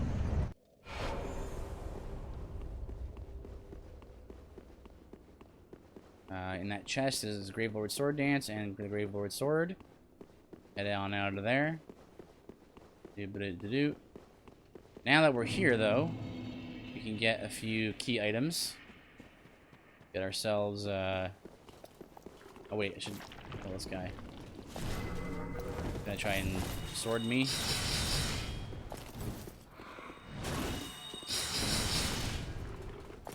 Oh no!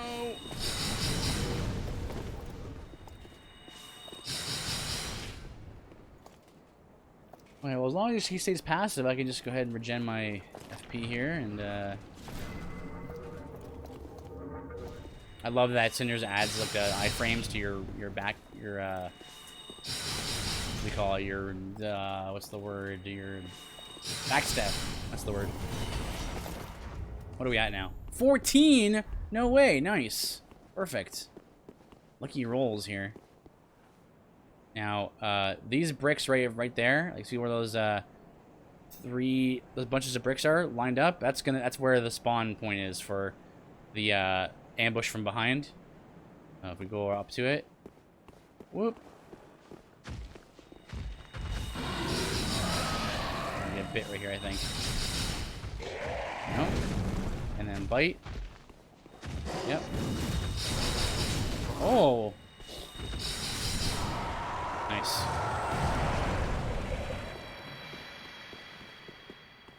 Oh man, what a beautiful... I love this area. So gorgeous.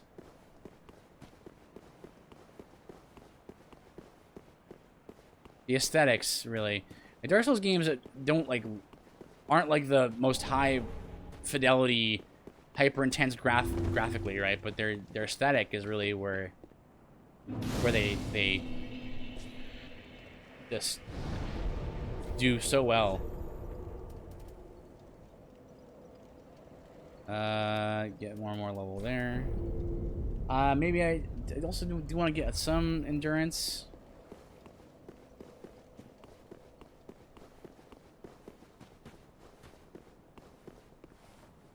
What am I here for again? Right. I'm here to get the Bellowing Dragon Crest. Which is in Earthful Dungeon.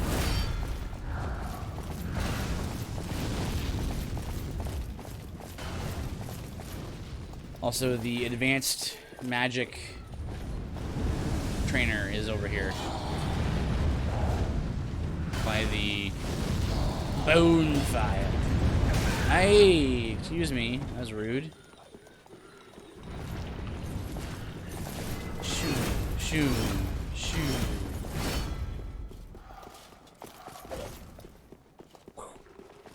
Whoosh. Yeah, so here we go. And he's over there. Send sorceries. Homing, Fair, and Hail. Ooh. Yeah, so, these, like, advanced trainers will, basically give you, like, advanced spells, like, versions of spells, and you can still get to keep the older spell. These are, like, have different, like, modifiers and stuff, right? So I got Homing, Soul... I haven't seen any of these spells before. Refine, Fair, and Flash Sword. Explosive, Soul Arrow. Refine, Fair, and Die. I'm pretty sure Refine means that it doesn't consume FP anymore. Explosive sounds like it might be an AoE. Homing sounds like better magic accuracy. That's cool. We don't care about any of that, though. That's not damage. Right. So, let's go to the dungeon. But we are going to come back to him, because we're going to learn an advanced spell from him. I believe it is... What's it called again? Something... It's an upgraded version of Soul Geyser. Soul Geyser is already really strong. It's the strongest spell in the game. It costs it's like 60 intelligence or 65 intelligence to cast, and it's the strongest spell in the game. But it's not FP intense. Like it's very MP intensive. I think you can only cast like maybe 2 on a standard sorcerer FP bar / MP bar, and it's fairly slow casting. Actually, it's a little faster than some other spells, and it's also extremely hard to aim. It has very low magic accuracy because the tracking on it is not very good. So there's a lot of sort of like stats in the game that are not really on your status screen, but they are actually in the game. So magic accuracy is one of them. So like every spell has like basically it's like tracking, right? The ability for a spell to like maneuver around in space and hit your target. So Soul Geyser has like one of like a really bad magic accuracy and arc to it. So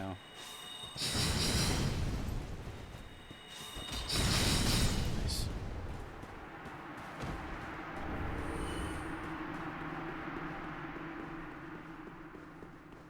Okay.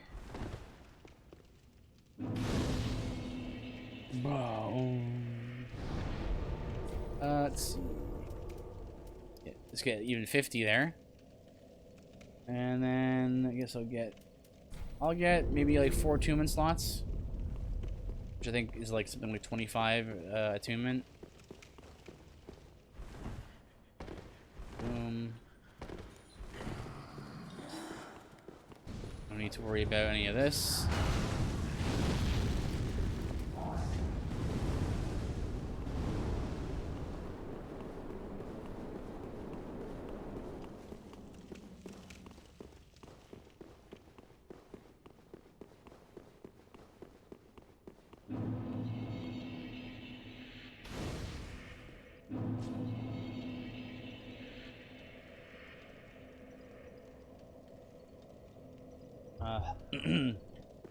Alright.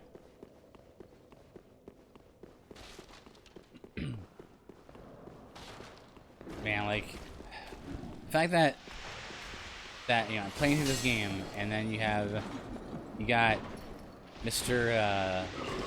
Miyazaki being like, yeah, Elden Ring is gonna be like our most like RPG heavy game to date, and I'm like, what? Like, how is that? How can that be?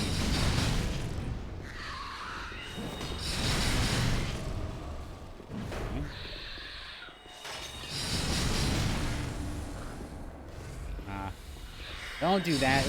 Don't cheese me like that.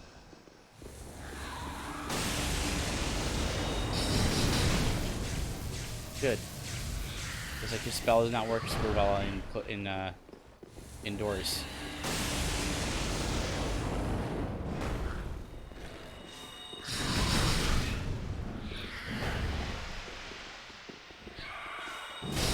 Oh, come on.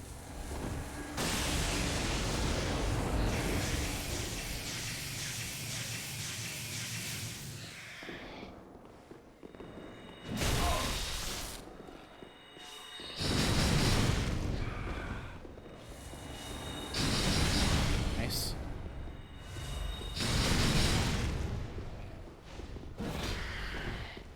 Okay, that's good. Okay, let's see that spell fizzled. Lovely. Give me your set and your catalyst. Fool's Catalyst. I believe that's a Pyromancy Flame that scales with luck, right? Yeah. 20 faith to wield. Spell is fixed, but spell damage scales based on luck. Interesting.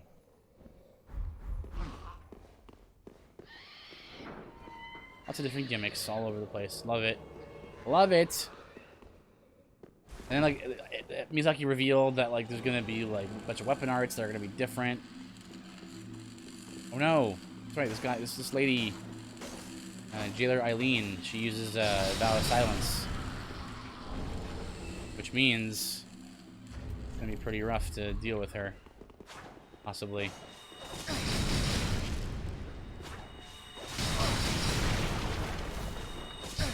Ah!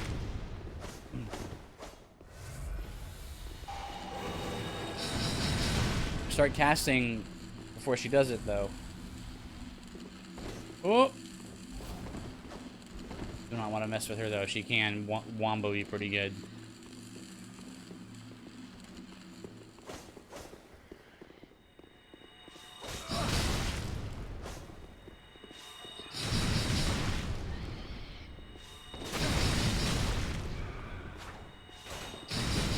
Okay, yeah. Wearing her down. Don't do that. Okay, once we're through this bit, and we get ourselves a better weapon, and we get ourselves a little more damage buff. Okay, here we go.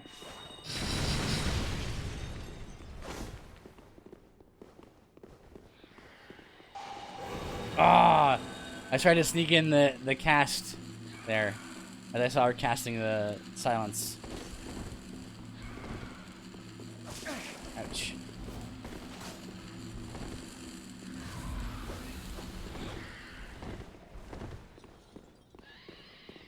What you doing?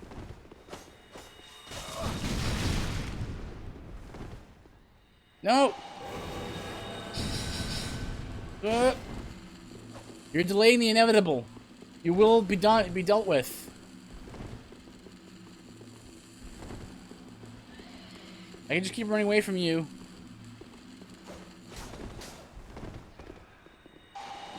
Ah!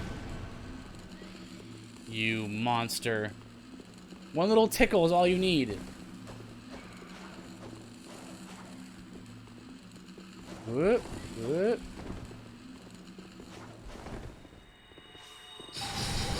Do that. Get out of here. Blades of Mercy. Oh boy, let's go. Time to go.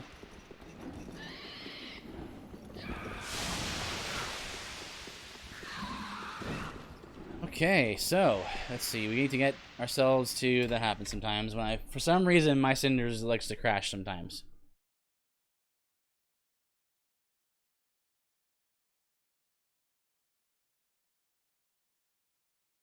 Yeah, so we made it to Irithyll Dungeon. We're gonna go to the Giant's Pit, and we're gonna fall to get the shortcut, as well as get go in that room with the Mimic.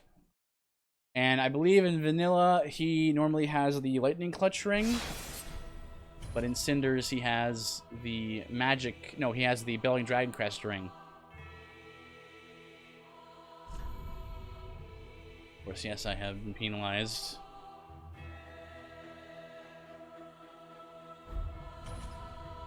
We're playing with mods online.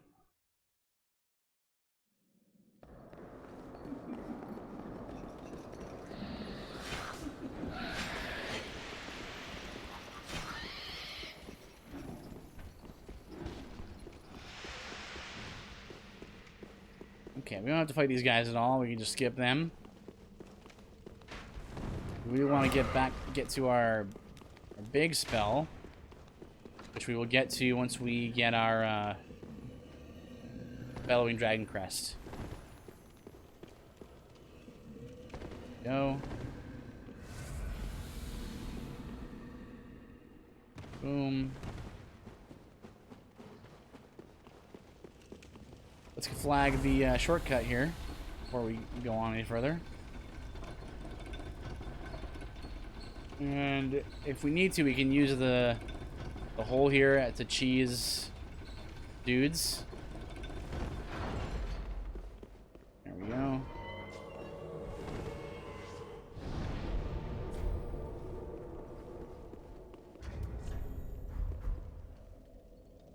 I think he has, he spawns right here. Ow.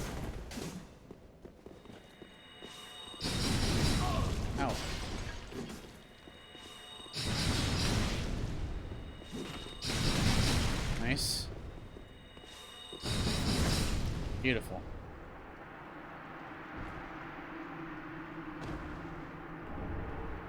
Rakumo. Alright, get there.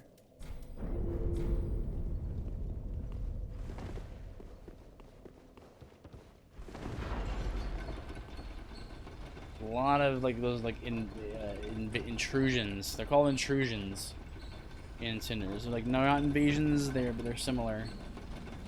They invade you whether you're emerald or not. Okay, so let's head over here.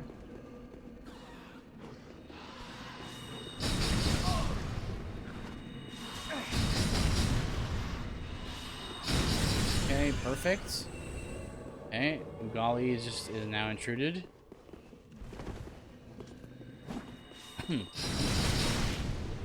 Not a problem.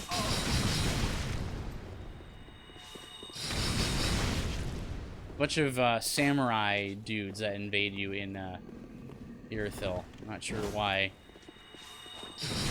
Like samurai was like the theme chosen for a lot of the intrusions here. All right. This is no problem.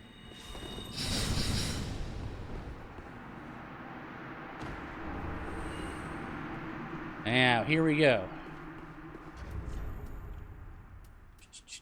Jump by increased dexterity.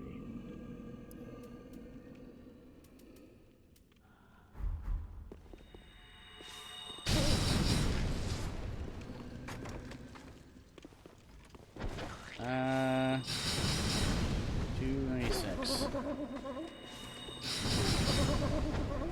96. Yeah. Bearing Hail does more damage. Oh, that was an early roll. I didn't like that. That was a mistake. Bum, bum, bum. Ta-da! Oh, a crystal fragment too. Nice. This gives me plus 10% damage. So, more damage I have, the better off I'll be. So that much, that'll like push intelligence to be that much more effective, and my spell buff to be that much more effective.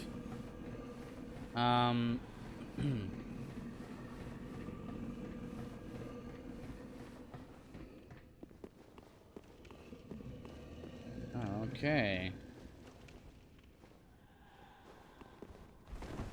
And now, while we're here, we may as well get... Oh, dear.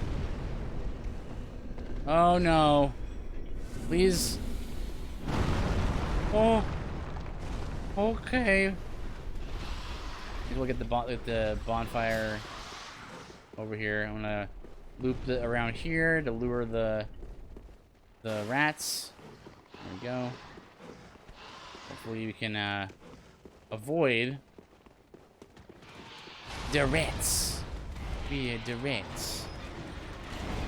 Oh, this is the worst. I hate when they do that.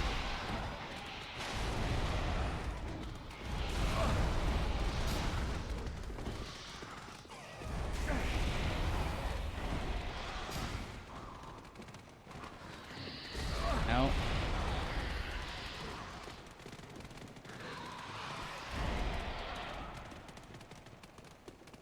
Alright, alright, alright. Good, good. Keep it up. Get in there. The camera's gonna freak out a little bit here, like it always does. Oh, I can heal around that corner. Not so.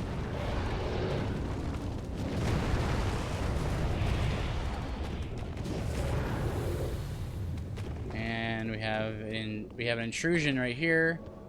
It's Pursuer, and you have to beat him in order to rest of the bonfire.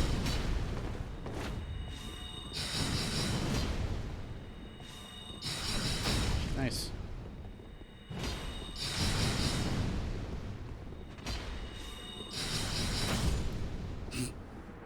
The thing about the Pursuer intrusions is that he tends to overswing, and then he puts his shield up, and he like has no stamina left to block. So.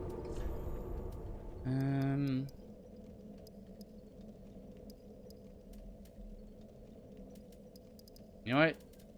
More damage. Okay. And I think now, let us go into the Grand Archives. But first, let's go fight Dragon Slayer armor.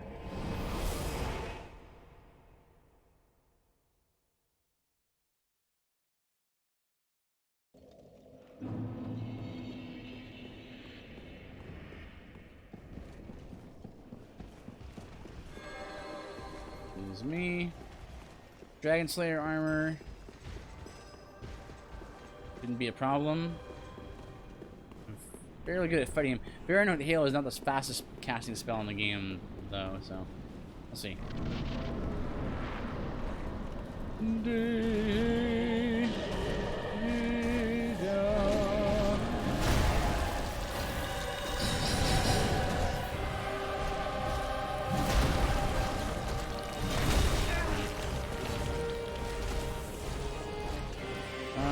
Well.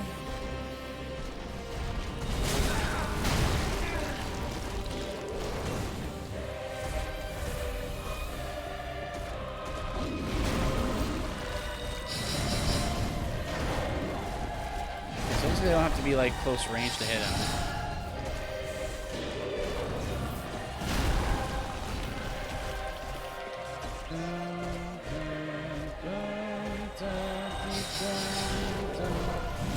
You have to be at least mid-range though to hit him with the bolts.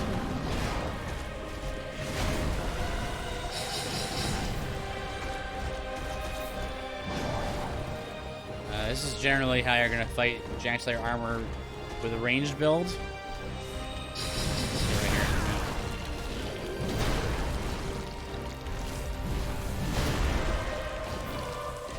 And it's honestly pretty effective.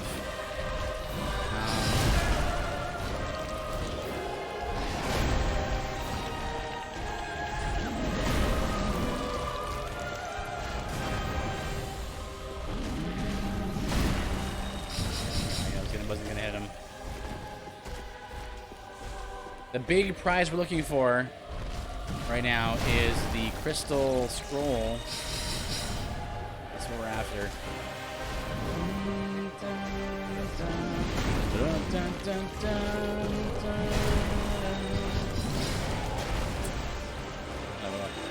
Bit of a waste there.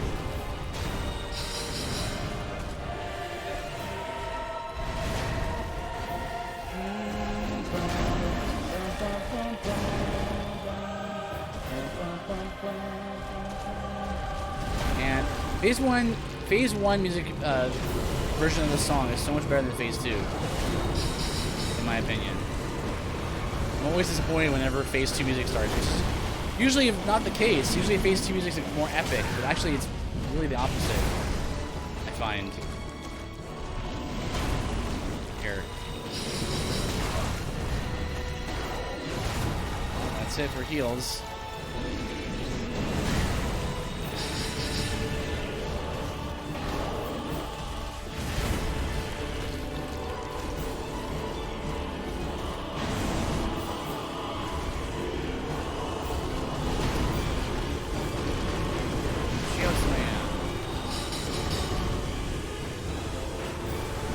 The good thing about, you know, fighting him long range is he doesn't really have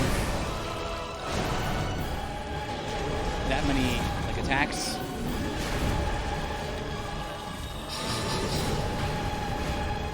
To attack you from long range.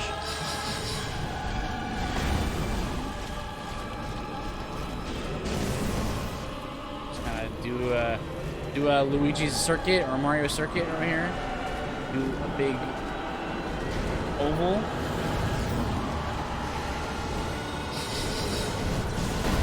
Woo! That was an interesting little turnaround there on the camera. Do the wind blast again. Too far away for that. But honestly, the Dragon Slayer armor is a really good fight. Most of the fights in Dark Souls 3 are like pretty great.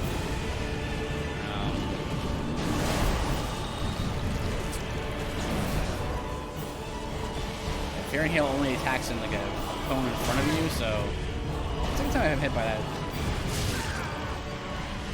Oh, come down to the wire now.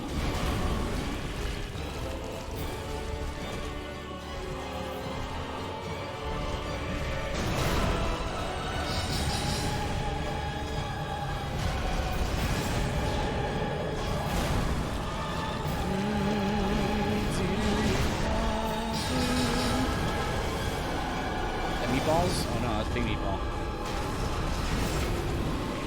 Follow up. Oh boy.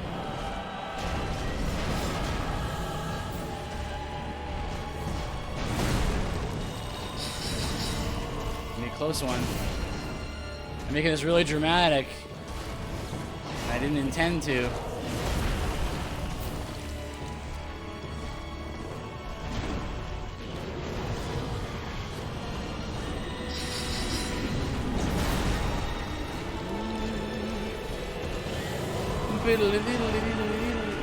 Follow up. Boom, boom, boom, boom, boom.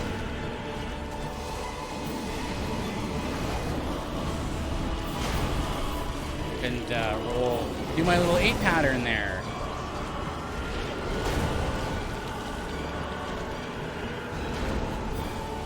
Oh, I'm blind rolling that one.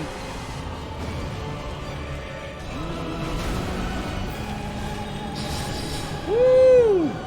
Woo!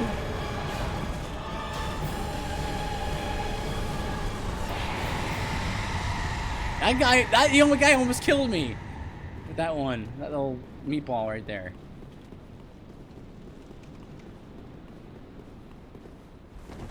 Okay. We made it to the Grand Archives. Now we're gonna start doing some damage. This is where all the magic damage is kept under wraps. Right here. Actually, I will not level once. I want to buy armor from this fella. Erstwhile George. This guy sells all the Demon Souls armor. But I want the...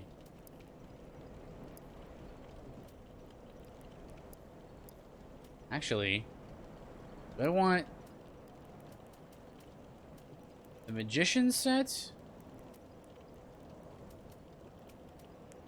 Or... I was gonna get the old Raggedy set. Wait a second. The Magician set gives you magic damage plus 2.5%. So what's better? Right? What's better for us right now? Plus, well, each piece of it gives you plus 2, so plus 8 intelligence total. or 7.5% magic damage. The headpiece.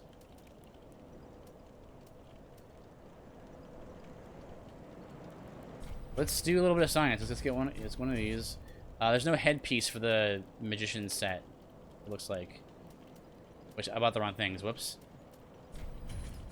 There you go. So let's get the hat. So you got that. I need something to test this on. Let's test.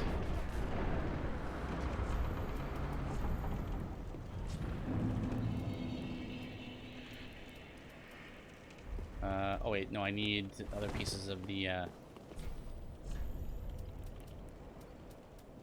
raggedy set. This one, and this one. Okay, so let's take a look here. Let's use Soul Arrow for 162. Now let's equip. That's baseline. And then if we equip the raggedy set, gloves, raggedy leggings. 167? That's probably not going to be that much. Let's put on the magician's clothes, gloves, and the leggings.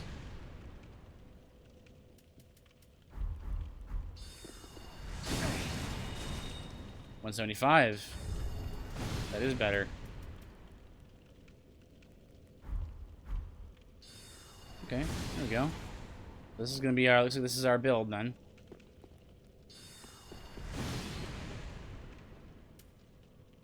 All right.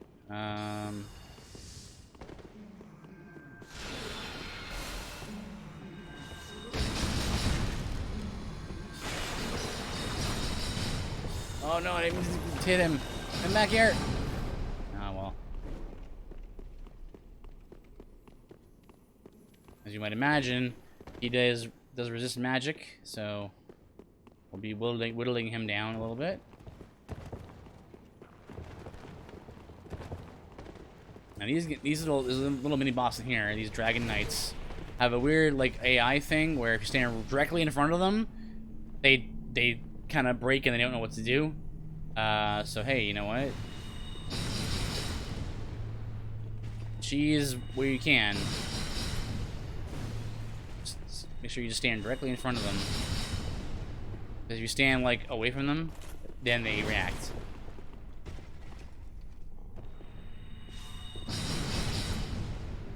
I figured that out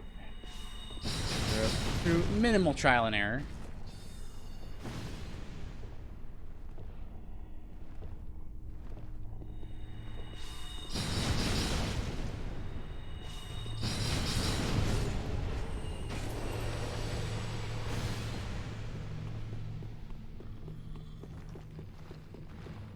We have to worry about in this room.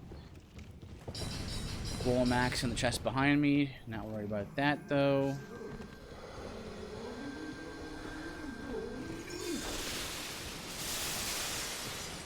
Get ourselves that crystal scroll.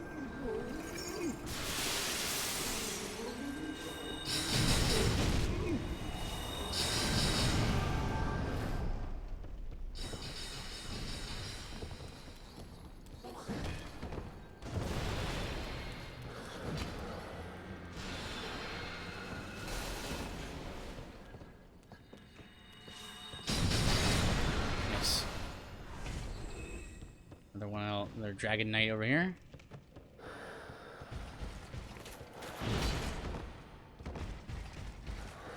Nice.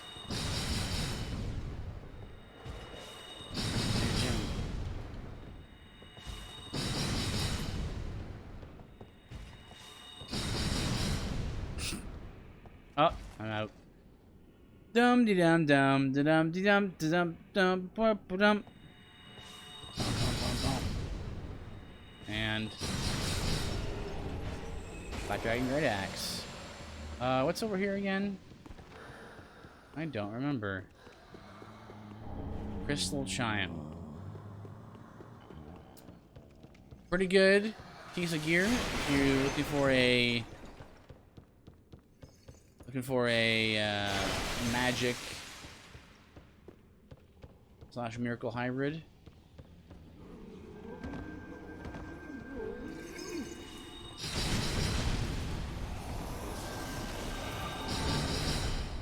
Alright, so what we're gonna do is now camp out over here. Oofus.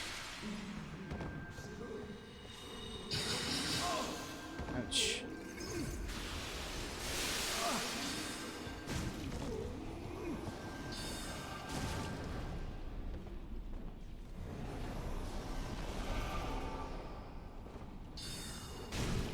Now he's making bounce between one side and the other.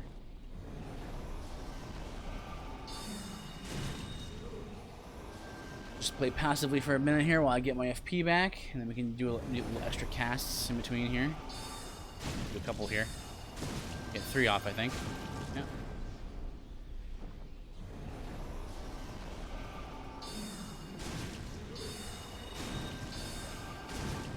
Well, overshot.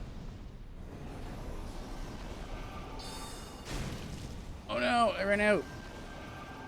No, and I wasted it.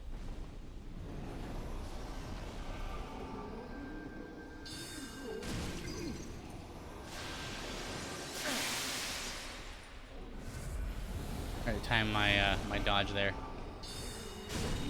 There we go. Crystal scroll. And a fragment. Perfect. Got 3 left to get. Now we head down here.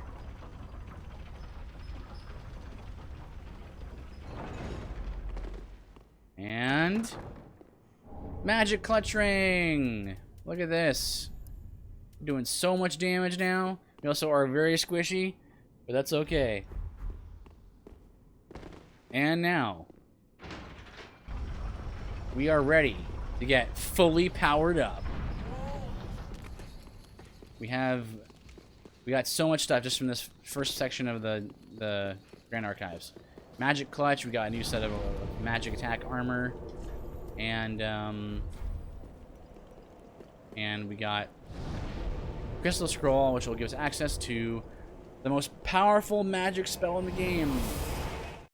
Also, the one that is the hardest to aim and costs a lot and has a chance to blind you when you use it. Whoops. Okay, here we go. Back again. Come again. Oh. Back myself. Give scroll. Unfathomable.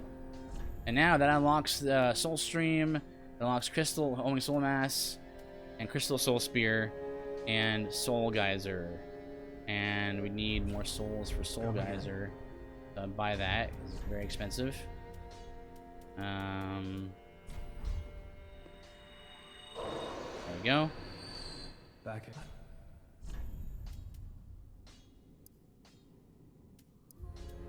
This book costs 60. I wonder if that's especially good. Go. All right. This is our upgrade.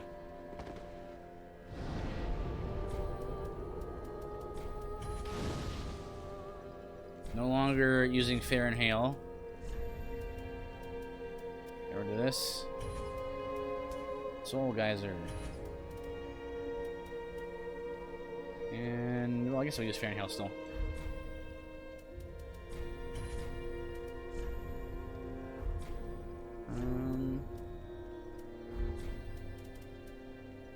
And we have 17 crystal fragments. We can get 3 from defeating Crystal Crimheld.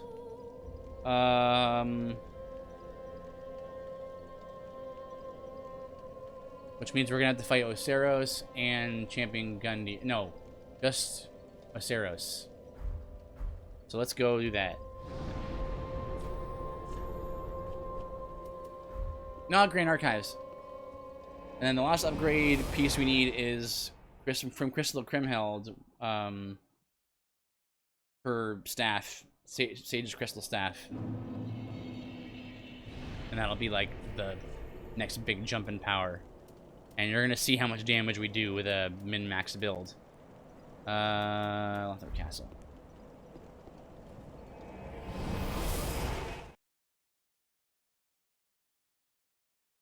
Well, one nice thing is that the one thing that Soul Geyser does have is pretty good range.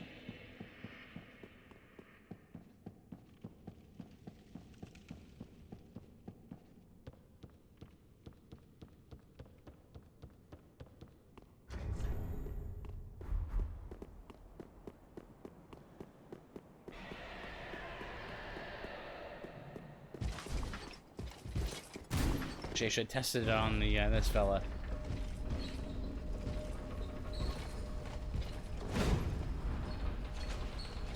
Zoom. But it's hitting things that can be difficult.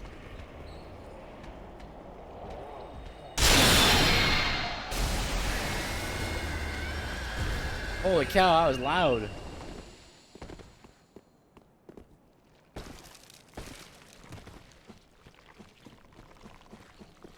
You can see how first I don't know, for whatever reason, all the little like bullets, when they all hit one target all at once, it's just like a bright flash of light and really off-putting. Is it always that loud?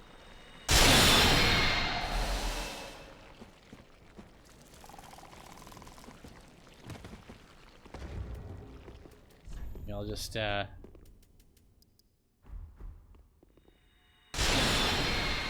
better? As you just saw, right, that it kind of arcs, right? It doesn't really aim super well to a target. I'm actually gonna go back down because I need to. I'm here for a bone shard. That's right here. Up, up, up. Visitor Ashford.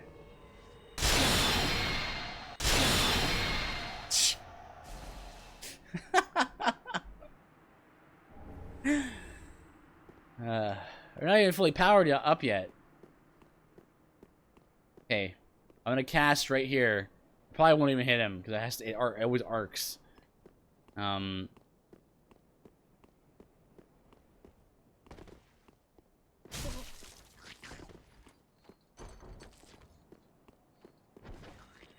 are your eyes?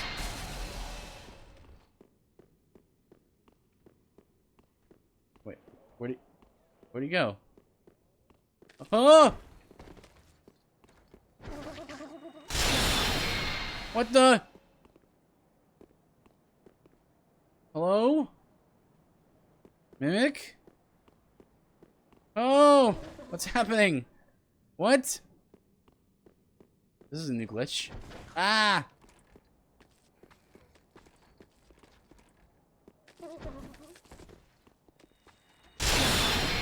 See? There we go. Okay.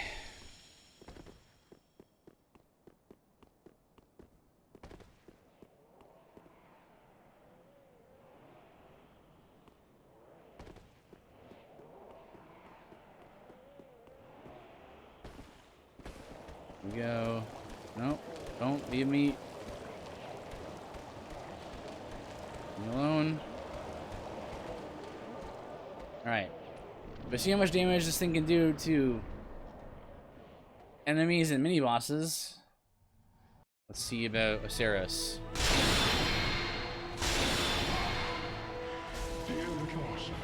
Be good. Costs a lot of FP though. Ah!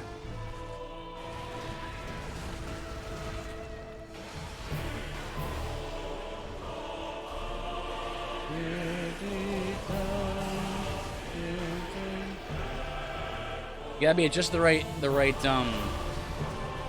like spot to take advantage of Soul Geyser. Either you gotta be really close, or like really up close and like kind of below the target, or like medium to far range in order to take advantage of the spell.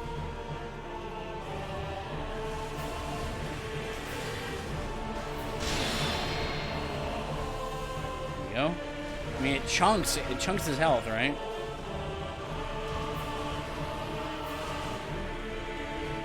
Charge. Ah.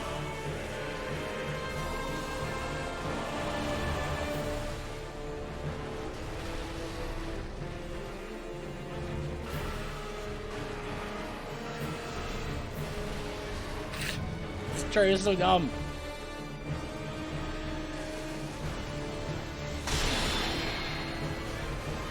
See, I missed.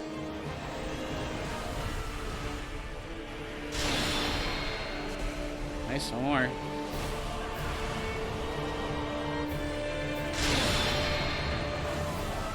Nope. Wait for that MP recharge. Fighting him from far away is very uncommon to do, so it's a bit of a different fight, isn't it?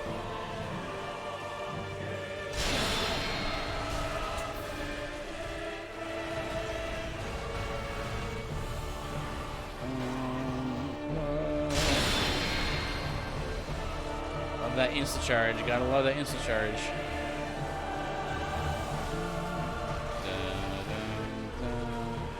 Oh, can't do it. What? How'd that miss him?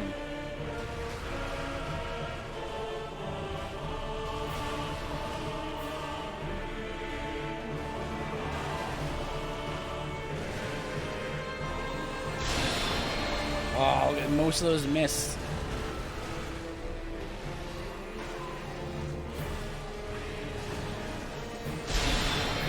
There you go. There we go.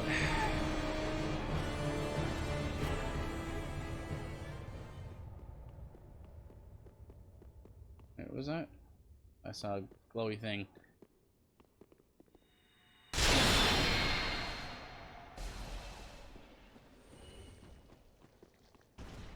Just turning the camera to try to avoid that blinding light when I can. Think of it as a level condition. Yeah, there's the Seal of Judgment.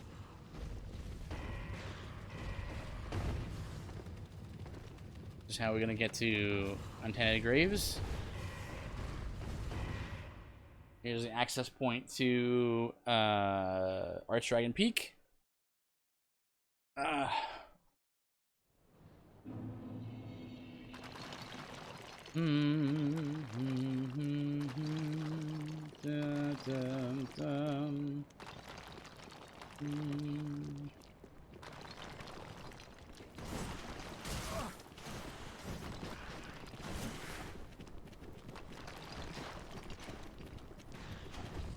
Nope.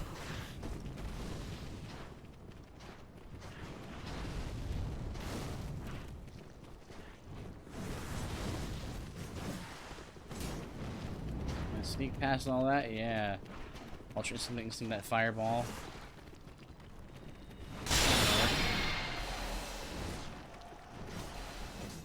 Well, I probably won't die to Ancient Dragon, so because like this is gonna be hyper cheesy. This is gonna be the easiest boss in the run right here. Easier than Dismal Night.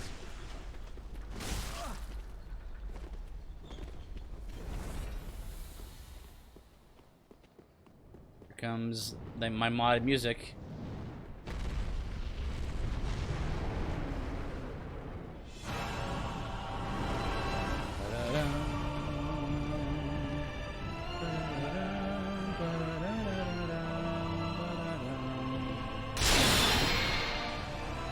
Yup. Dang. We're not even min-maxed all the way yet. Dark Souls is a hard game, guys.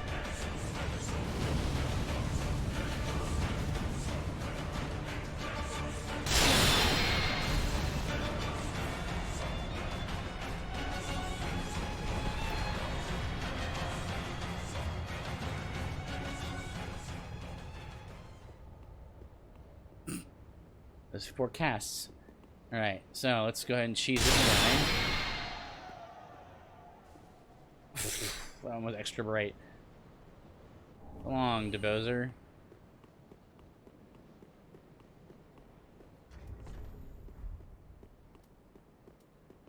Okay, Homeward Bone, back to the shrine. Let's go ahead and use our bone shard, and then head over to. What should we do? Let's go fight Mirror Knight.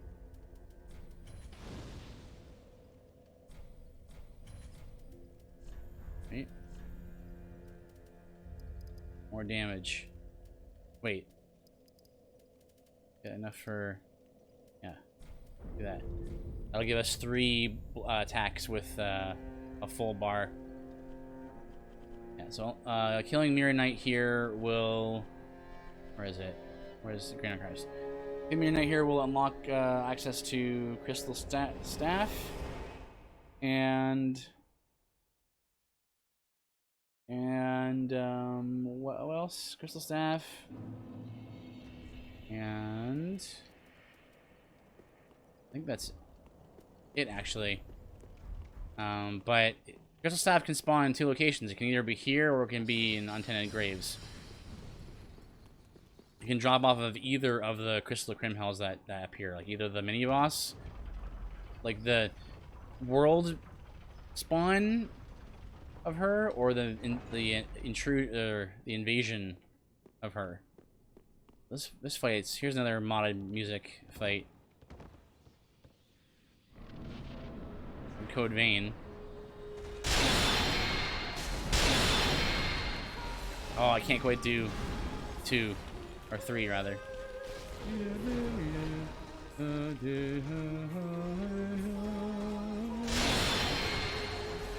Nope. So you gotta get just right. It's so difficult.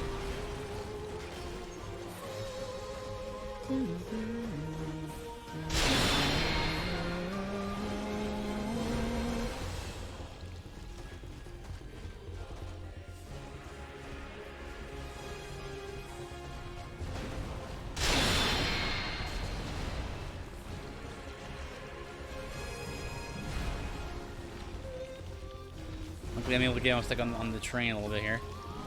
I can probably also attack him by getting right up close to him, but I have to like time the attacks carefully.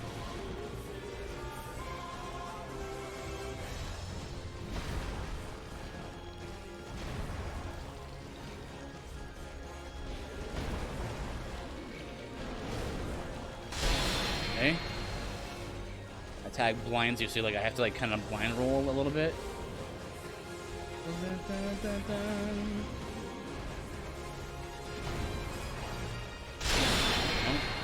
Gotta be right at his feet, so that when the attack goes off, it like hits him as it like arcs upward.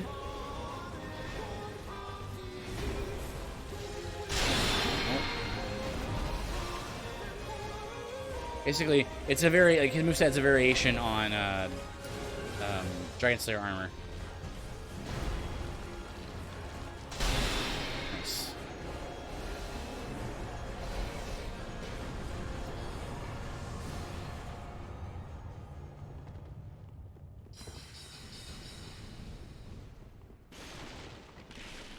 This is his armor set. You also get his shield and his sword from his soul.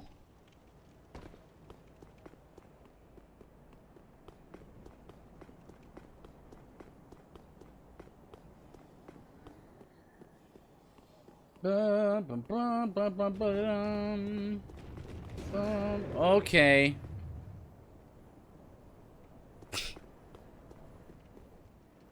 That only sometimes happens to that guy.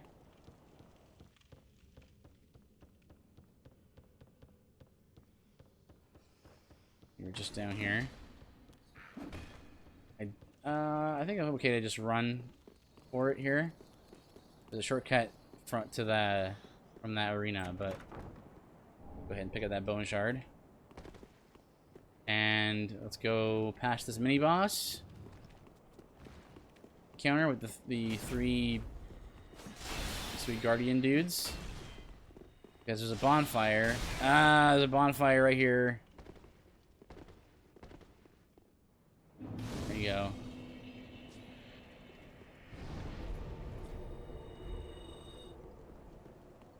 I'm gonna try to like snipe him held here. I need it. Nice. Can I get the drop? Nice. Hey, get out of here. Give me. Yeah, nice. Nice, nice, nice, nice.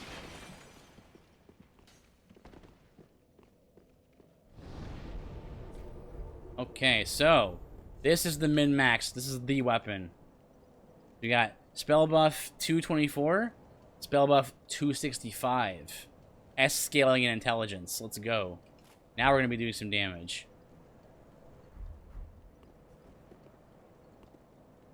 And now we're just gonna get one more point in attunement, and then more intelligence. Well, we're just gonna keep leveling intelligence.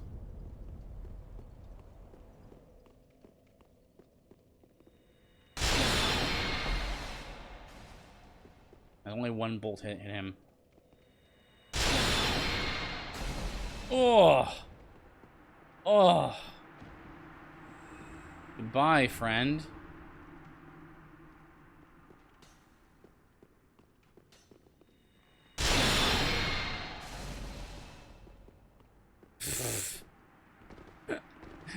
Oh man. Get wrecked.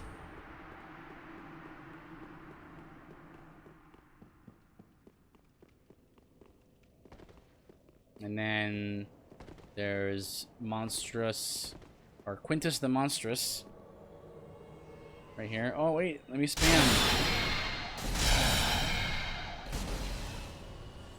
No, I didn't have enough MP.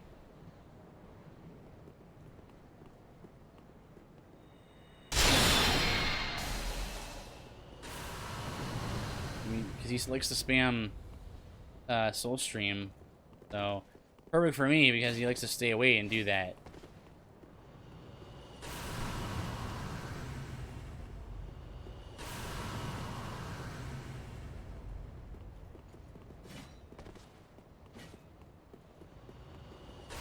Ah! Ouch.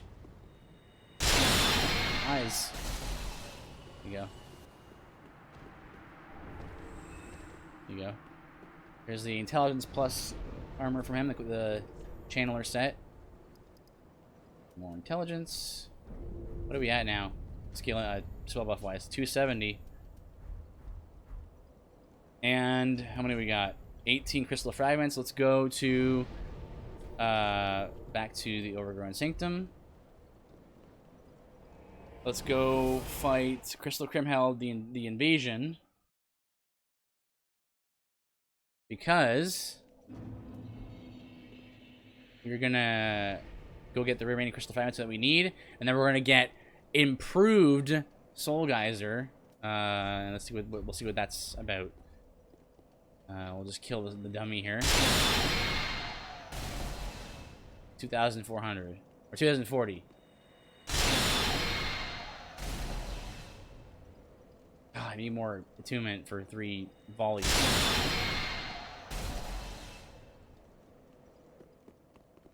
Da da da da da da dun dun dun dun ba da dun ba dum ba dum bum bum bum bum bum. And then for more min-max we can like upgrade our Bellowing Dragon Crest to like to get like 2.5% per upgrade more.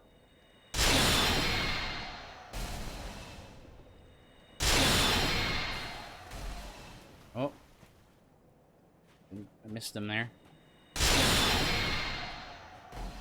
Nope, not quite.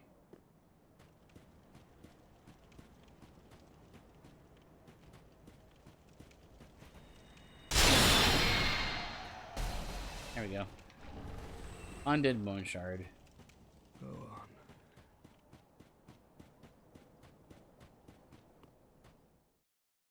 All right.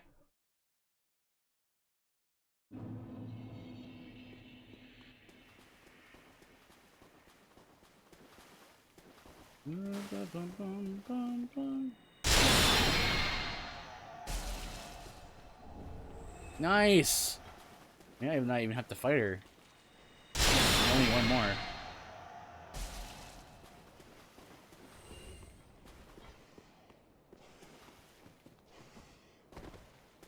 What's TNL?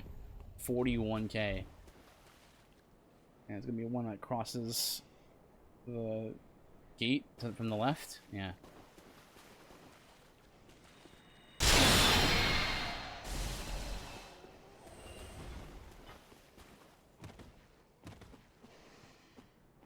And the one in the distance. Yeah, so at least the range is pretty good on Soul Geyser.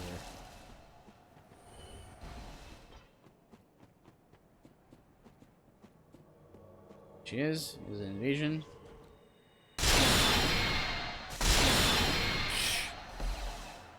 Destroyed. Oh, she dropped one too, and then her drop is 3 more. All right, great. Well, I guess we could just go ahead and try Champion Gundyr while we're here.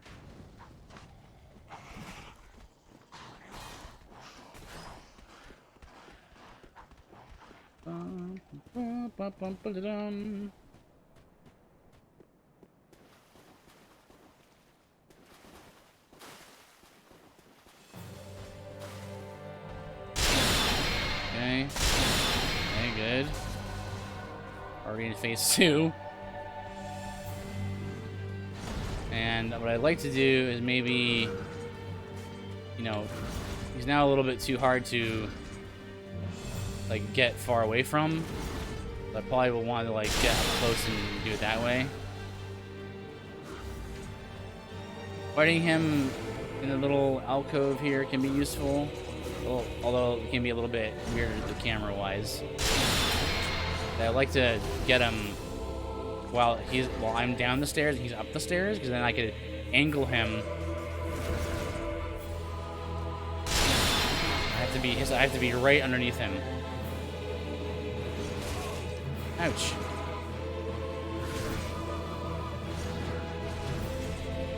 Right here.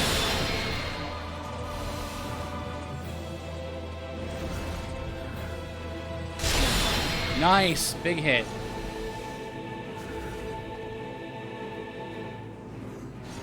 So you get him back up the stairs again.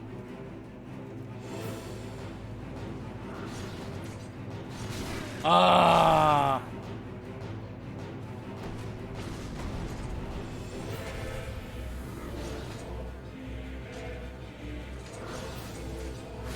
Oh.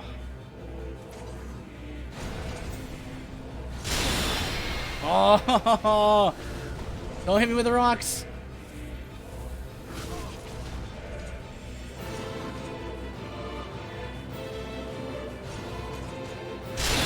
Oh.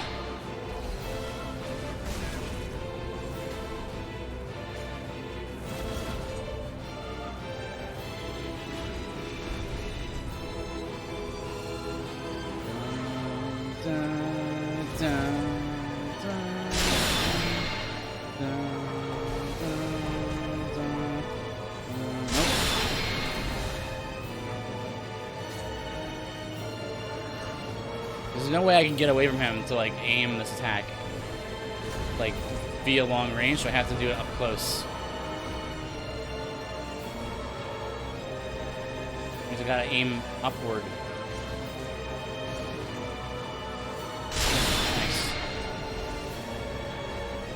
Nice, nice, nice.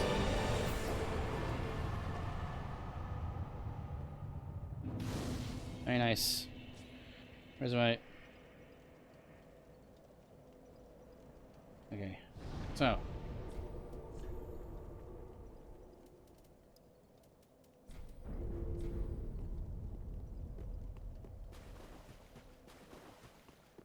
let's see, we can go up in here. Here's the Chaos Blade.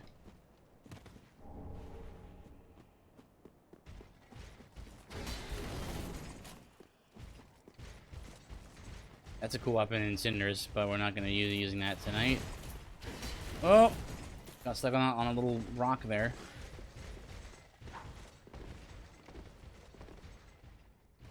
Another intrusion here.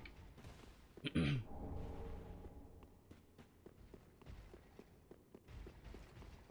didn't he intrude? Supposed to there he is. Blacksmith's Nightmare is supposed to intrude here. And that's another thing, that the spell tends to fizzle in... Hello, DJ Para, welcome.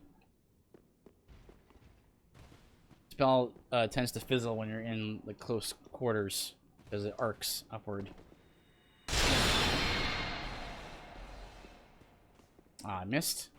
How you doing, DJ? Welcome. Back to my doing some game streams. I'm happy about.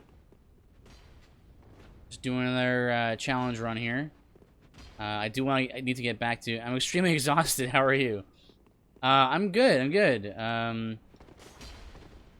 Yeah, I can feel that. I'm not too bad myself. Tiredness wise. But you know, end of the week, feeling good. For that reason. Why are you so tired? Okay, we're wearing them down here.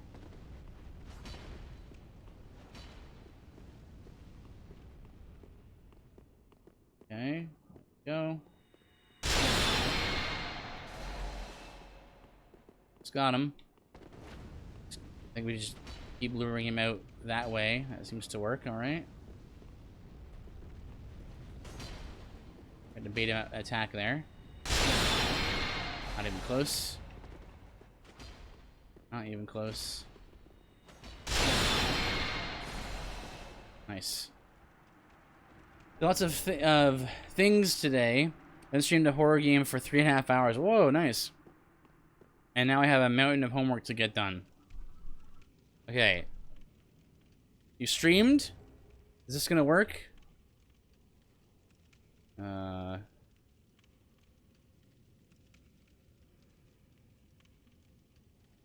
no.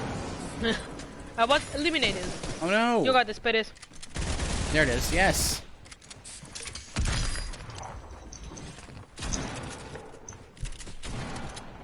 DJ. Check out DJ Para. I can't edit. Well, we know what she was playing. I can't either, don't worry. Yes, Good job. Oh. That was a good pump. Yeah. this is a new thing I've added. Basically, when I do a shout out, it will pull from all the random clips that are on your channel that people have made for your channel, and so it's like giving you a little sample of what that person's Twitch is like, right? So there you go. At some point, you were playing Fortnite, and go go go! Ha, easy. So, get a whole bunch of good clips together, and then it'll randomly pull from months ago. Yeah, I've had like clips of mine from like years ago get pulled on that random roll of the. Yeah, I just added that like just before the stream started. All right, so got what we need here. That's done. What were you playing today? Oh, wait, the horror game. What was what horror game was it? Doki Doki Literature Club. Let's see. Amnesia. Let's see. What's that one? The one with the where like you have to use your voice and it's like VR. Oh, Little Nightmares 2. That was a really popular game for a while. On like on all the streaming places, especially on YouTube, I noticed. Like the first one, I mean. More intelligence. There we go. Okay, now let's go get our improved Soul Geyser from the Church of Yorshka. I didn't know. Well, I guess Little Nightmares is a horror game, isn't it? It's sort of like a horror game crossed with a platformer. I watched a playthrough of the first one. Alright, so. Ascend sorceries. Crystal Soul Geyser. Here we go. The ultimate spell in the game. Here we go. I can give you a nice scary clip of the second one. Yeah, sure. Put it in the chat. Okay, here we go. So. Yeah, fire massive crystal souls. And we can put that there. There you go. Two of the most powerful spells in the game right there. Crystal Soul Geyser and Soul Geyser. Okay, I believe... is our build complete now? Yes.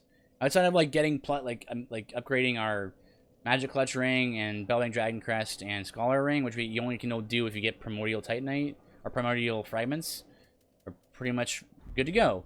Which means we are ready to just go through the game like normal and defeat bosses, like in order. Which means we're gonna go fight Vort now. Now that we have our our finished build, and we're gonna see how fast we can melt Vort. It's gonna be pretty fast. I'm gonna guess 2 volleys.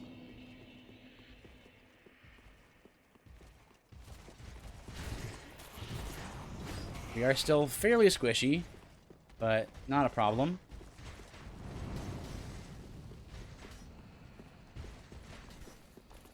Trying to find. Hold on. Okay. Okay, watch this. Here we go. It's gonna be insane, the damage.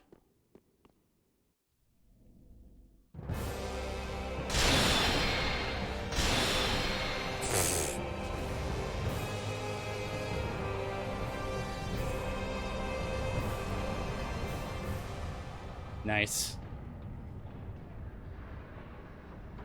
I mean, he's an early game boss, right? And we have like super end game gear, so, and stuff.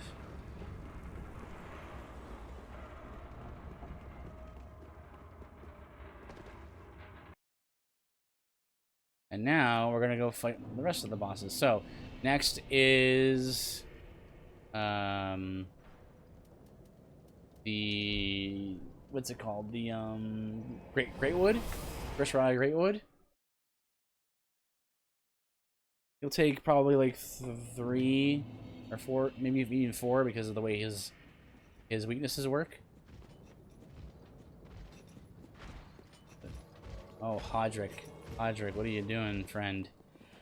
Bonk. Trying to do something? Trying to pull something, Hodrick? Huh? Trying to mess with me? You're gonna try and... Yeah? You're gonna try and come over here and parry me? Huh? Come over here. Come over here. Yeah, parry that. Dark Souls is a hard game.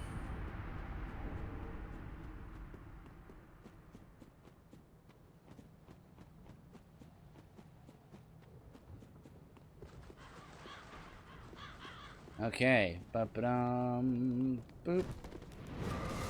We found it? Okay. Oh! Okay. Good. I got scared. Now I get to a safe spot right here.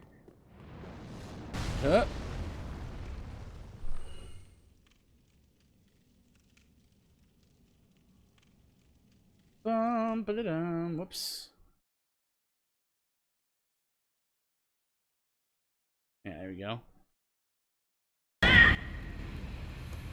Ah! Okay, I'm scared, dude. I'm so scared. I'm so terrified. I don't know where to go.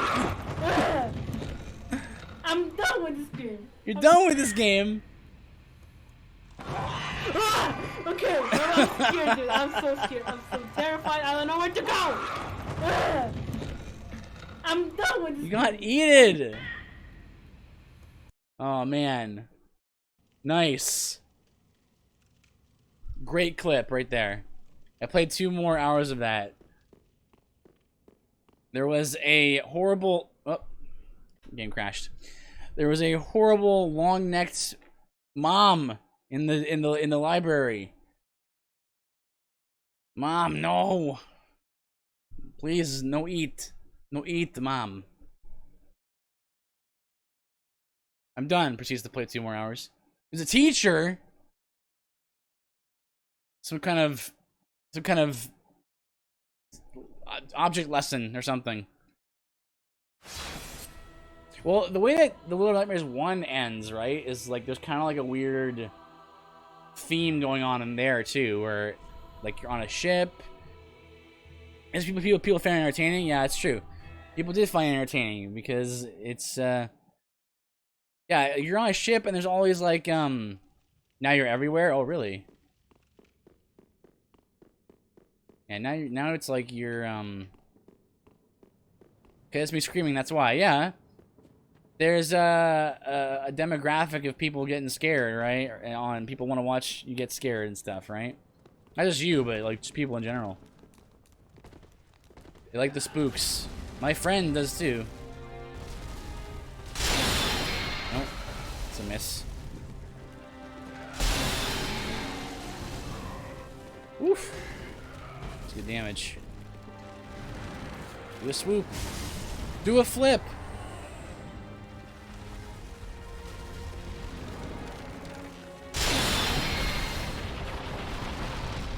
I don't know if you want spoilers or not. If you don't, then I shall be quiet.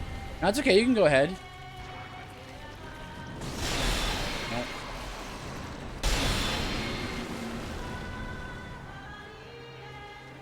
I haven't played the whole game, but I played a good chunk.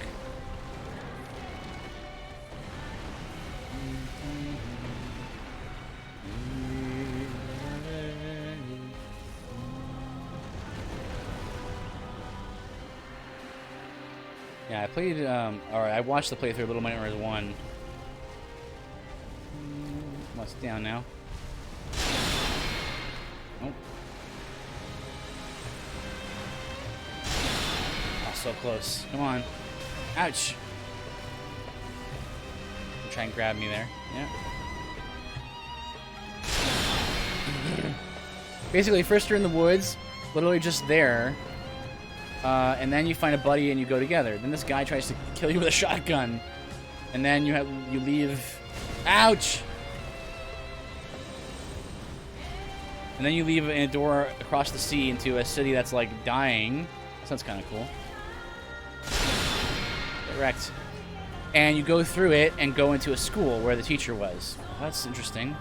There's some kind of there's some kind of weird like symbolism or something going on in that game. It's very interesting.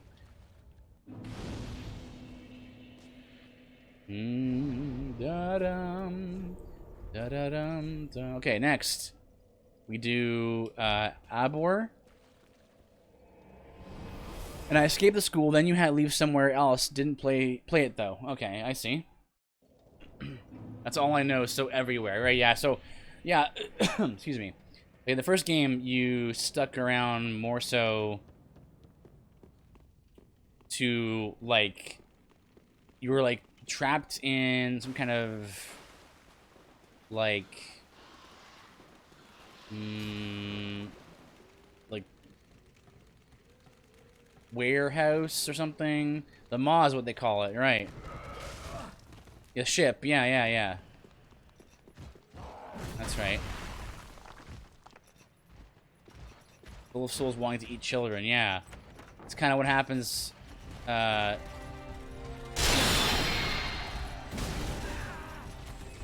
Oh boy, this is bad. Gotta get out of that corner. Yeah, I gotta get a good distance away from him here.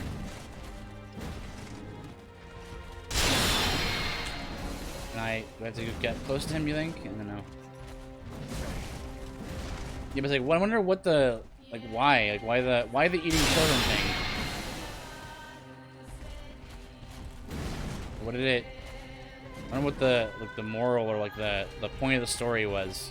It's kind of like, it's not, like, told, like, super... Woo! That damage! Nope.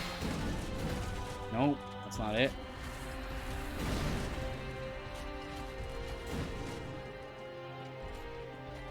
could probably attack right here. Come on. Nope.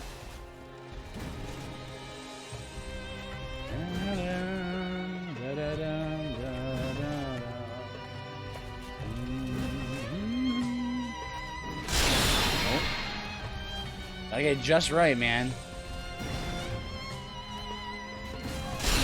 Yes.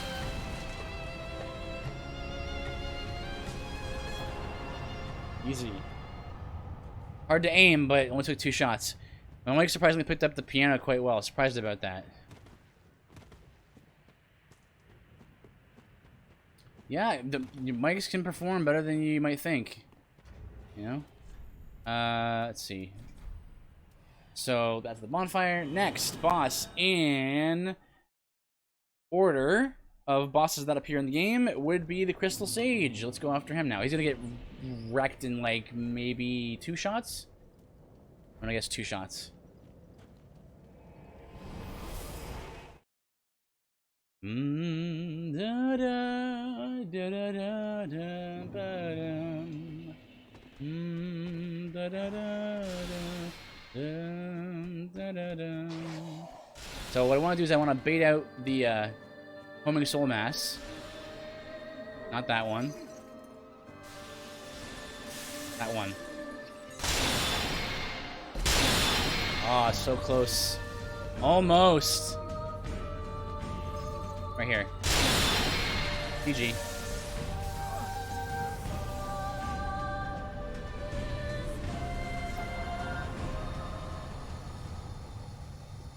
Oh, so good. I'm so OP right now.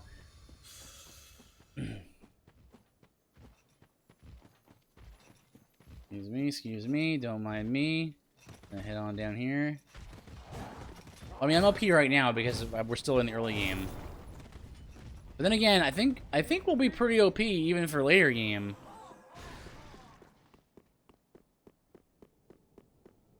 Yeah, like boss fights right now are lasting like 5 seconds.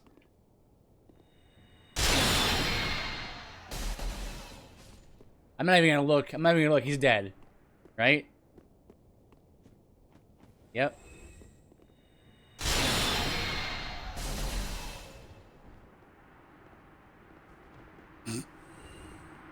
Hello, Yoshi. Cool guys don't look at explosions. Hey, don't do that. I was just working on a beat. A beat! Nice. You'll have to show the stream when you're finished. Pardon me. Pardon me, excuse me. I think you can see it on the Discord, right? Really? The Discord, right. The Regen Land? Working on chapter verse at the moment. Homework can die.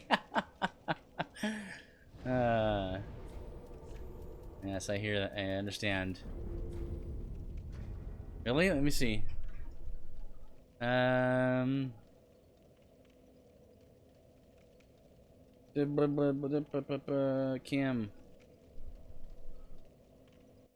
me pull up the Discord. My math teacher actually showed up on stream, told me to get my homework done. Yeah, content creation, yeah, nice.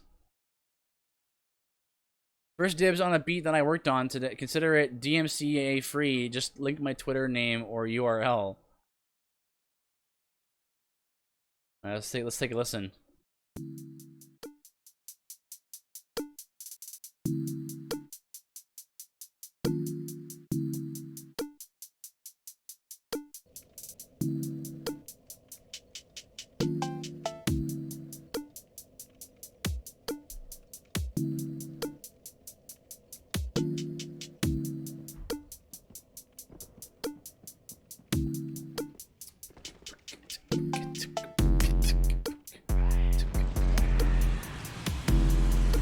Vibing all these monsters around.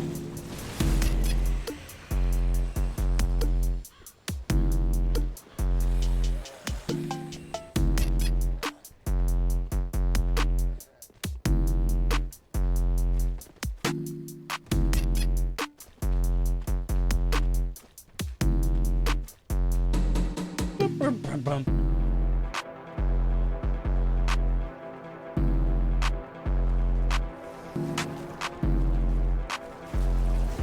that's a good idea.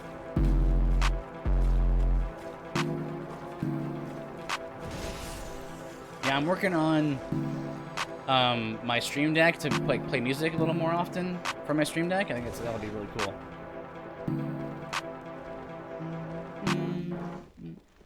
There it is. Nice. Nice, Yoshi.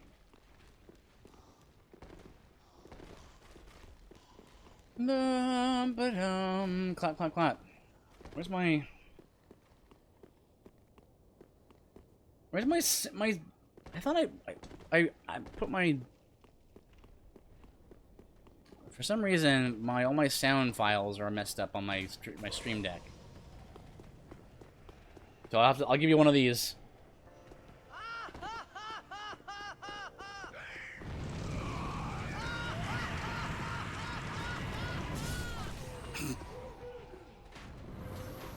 Ow. I was gonna push the applause button, but gotta get stuff done. But I hope you have fun. God bless. God bless you, DJ. Thank you for coming by. I appreciate it. Showing off some clips. I don't know what my applause sound effect is. I'll have to put that back on. Hey, don't do that. Alright, here we go. Get rocked! Possibly. Nope. Is this Magician Glass Cannon build or something else? Yeah, no, yeah, this is the Glass Cannon build. It's min-max to maximum damage. As you see from the bright flashing lights and the imminent death that this boss has just suffered.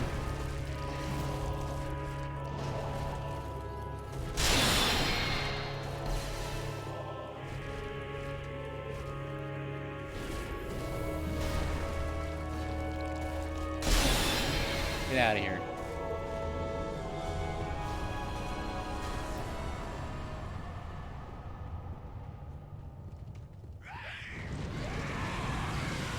Dark Souls is a hard game.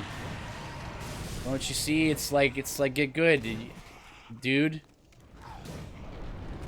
It's like super intense.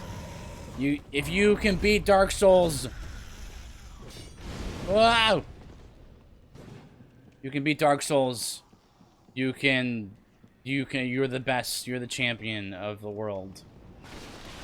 No, I am invincible door pushing. Yeah, that's a classic Dark Souls maneuver.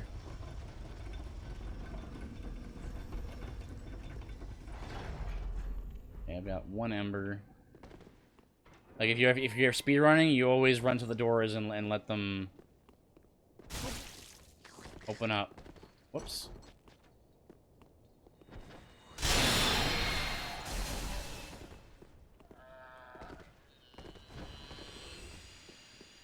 Didn't even look. Just knew he was gonna die. Gonna get the shortcut right here. I shouldn't need it, I don't think, but might as well rest at the bonfire, I guess. Oh.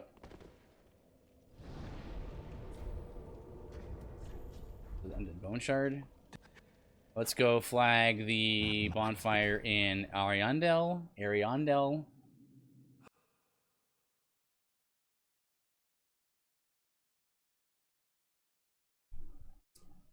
It really doesn't make any sense, of course, to be invincible while opening doors. You figure that wouldn't be the case, because opening doors and like flipping switches is how you progress through the game. So you'd figure you'd actually be vulnerable while doing that.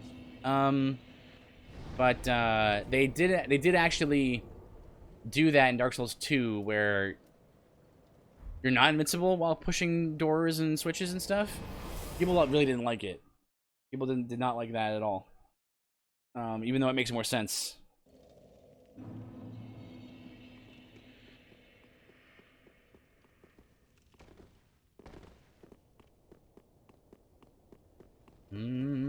Da-dum.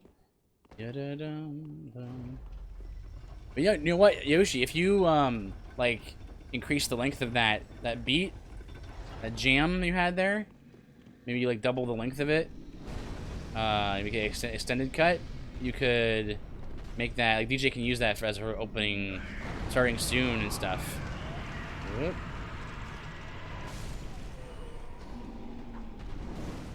Whoop. Whoop.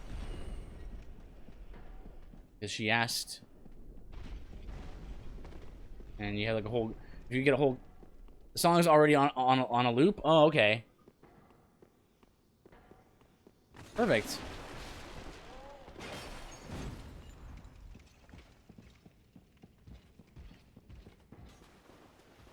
It should work flawlessly in OBS. Oh, really? Excellent. So if you just like import that into OBS.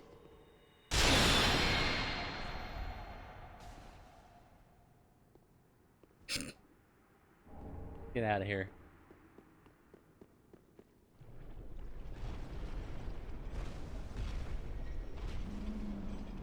This is probably, arguably, my most OP build yet. Wait, there's an intrusion right here.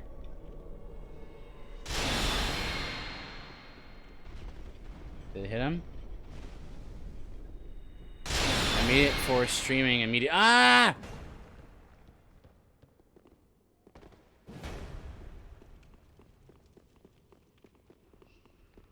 I want to be the OP Spellblaster. This is that build. This build, man. That's all it can do. It better be able to do it real good, like. Let me see if I can target this guy, though. What are you doing that for? Oh, he survived!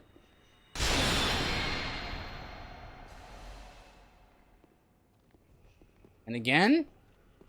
No! I was gonna be a cool guy.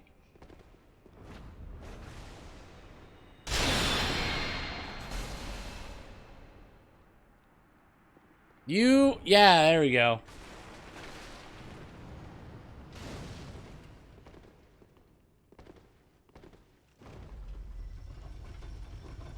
The guy's unfazed. He's not even he's unflinching.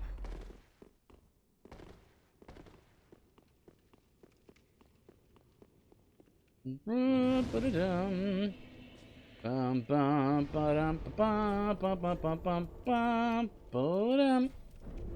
I've got a couple songs in the that I want to start playing on stream to get the blood pumping a little bit when there's a little bit of lulls happening, or like lulls in the stream happening. I got a bunch of RPG songs I absolutely love that I want to see a little more. I want to show a little more love. So if their name is red, is it a hack? No, it means that they are an invasion. So an invasion normally is done by like players, but there are some that are computer, like AI. So those ones that guy was an AI. A lot of the invasions here are AIs. Okay, so I don't know how this is gonna work because like I can't. This one's gonna be a little tough, I think. We'll see.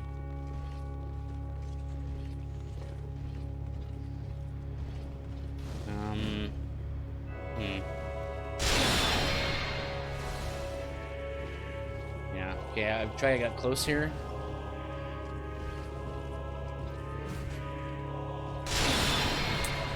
Yeah, the problem is that the way that the angle on this attack works is like it goes like straight up pretty much. So I have to like make him go over me, over top of me. Either that or go far away from him. And like over here. There we go. Oh, I didn't kill him though.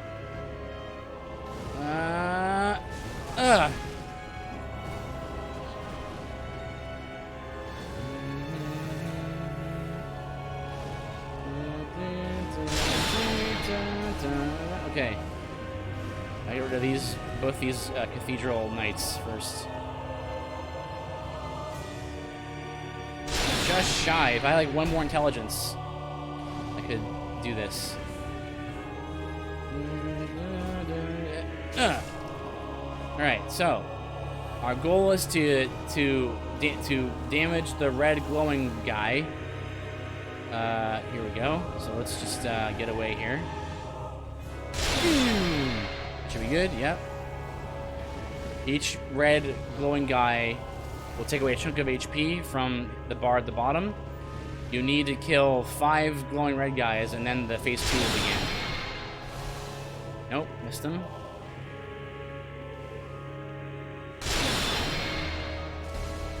Good, it's 2. You gotta keep moving, because like they'll gang up on you. Normally in like if you have like a lot of crowd control and AoEs, this fight's like super easy. But this spell is not very good at crowd control. It's more so like a big, powerful like single target attack, more or less. So gotta aim it. It's got low accuracy. You gotta aim it just right. Okay, that's what was that 4? Keep moving. Keep moving. And look for Mr. Glaire's glowy man.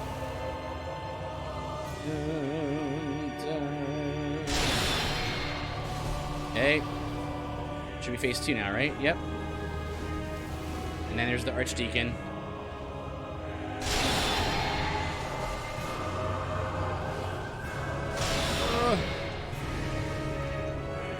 Oh boy, it's gonna be tricky. It's gonna be tricky, I think. Oh boy. Gotta get in there. Gotta get in there. Go, go. MP regens, at least. Yeah, it's true. Good. Good damage. Good damage. Good damage. Gotta kill the guy in the black because he can, or the purple because he can heal people. There you go. That should do it. There we go. All right, Archdeacon. And he throw his orb at me. Okay. Beautiful. The damage is real. Dum dum. Da dum dum dum.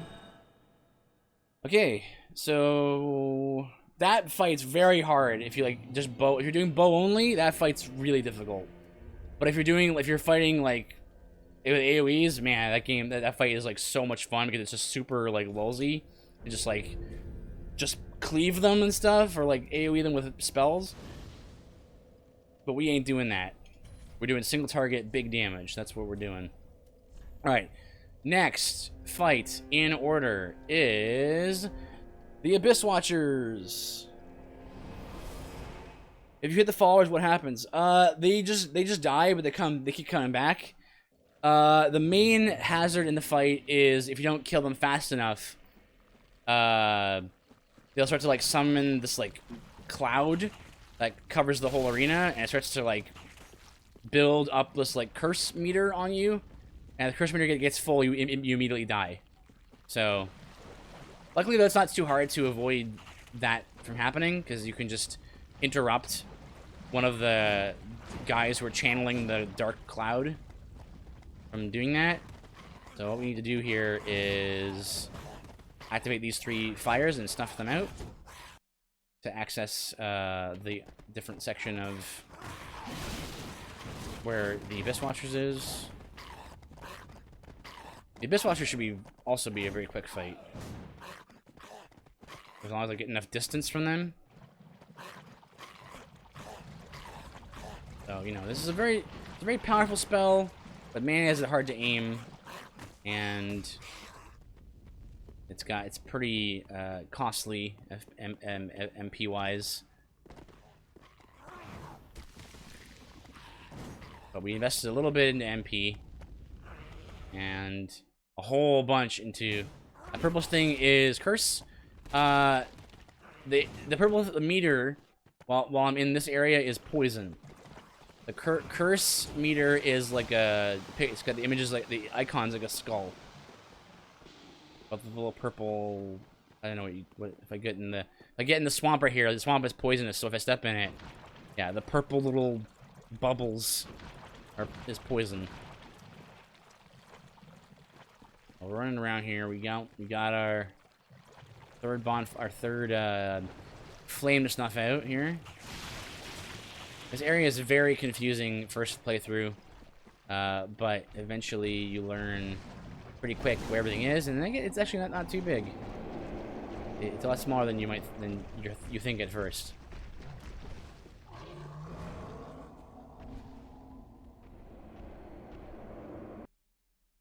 The skulls. Excuse me.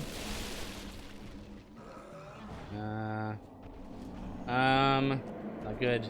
Not good! Don't grab me! At least you can generally outrun all the mobs. Yeah, that is classic Dark Souls game design. You're never as far from where you died than you might think. Because playing through the game the first time, you're like, oh man, I died so far away. I got so far. But really, you can just run there if you know what to do. There you go. Now we can get through this gate because we put out the 3 fires.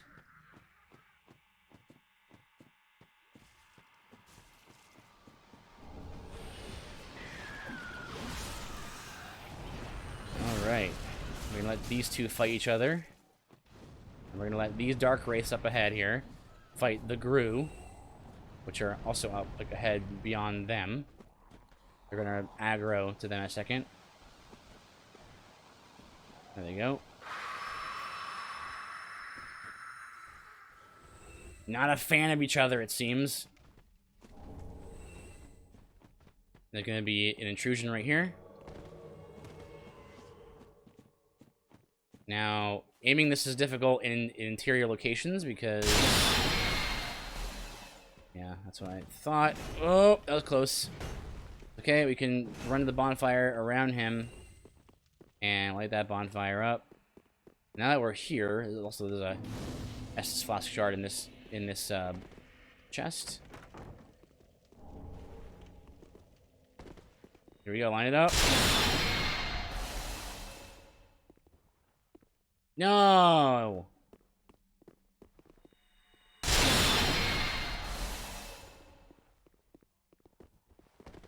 I totally missed you again?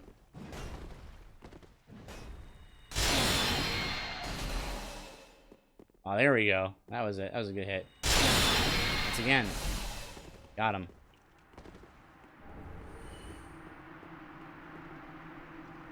If only there was a ladder strat. Last time Regen did it, he was hilarious. Enemy falling. Yep. I do that ladder strat all the time. I love it. Ladder strat's great.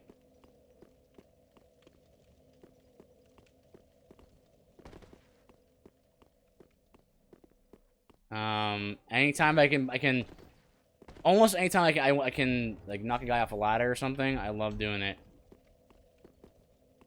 I think someone's trying to invade me. Because I can't rest at the bonfire and I can't quit out. Like an actual player is trying to invade me, I think, right now.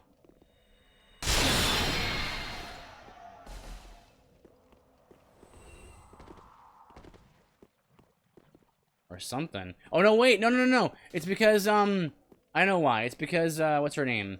Hazel invaded me and I didn't kill her. Hang on, I have to go find her. Where is she? Where is she?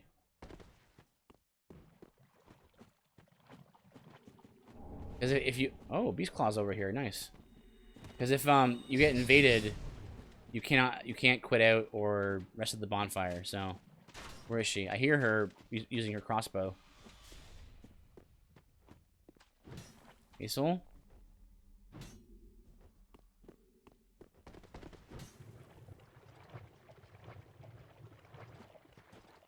Where is she?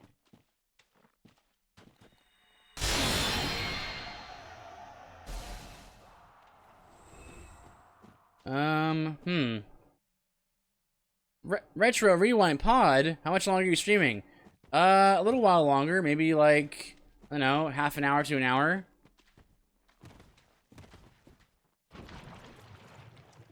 Good to see you, man. Usually I'm the ones in your channel. Where is she? I need you to be alive and around me. Cool, thank you.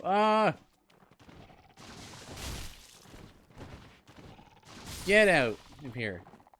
I need you to be dead and not alive. There you are. Alright, so... Wait. Oh, no!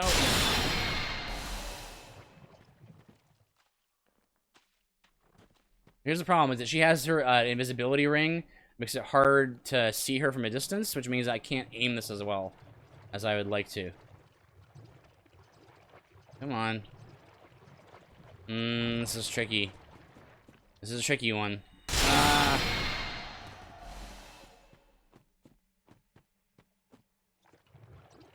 She's not very tall either, so...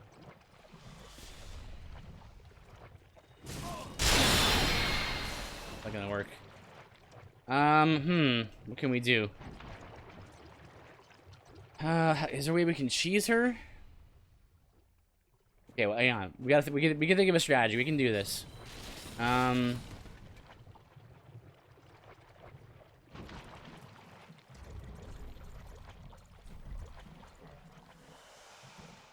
Purple moss clump to heal poison.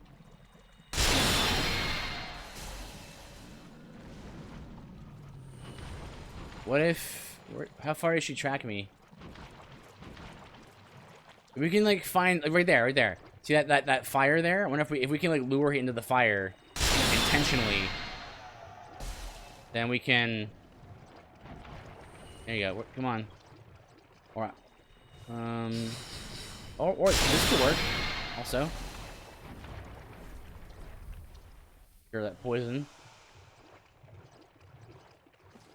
I can't target her very well because she's like semi-transparent. Did I get her? Yes! Get wrecked! Go back to the bonfire.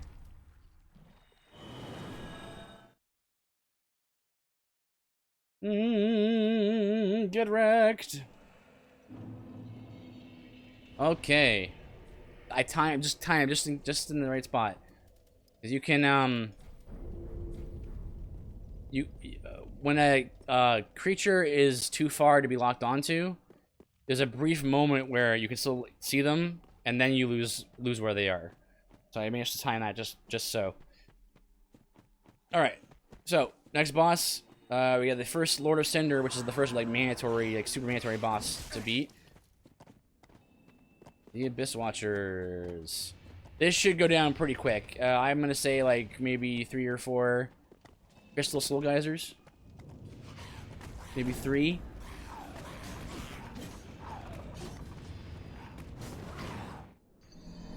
Whoa! Retro rewind pod.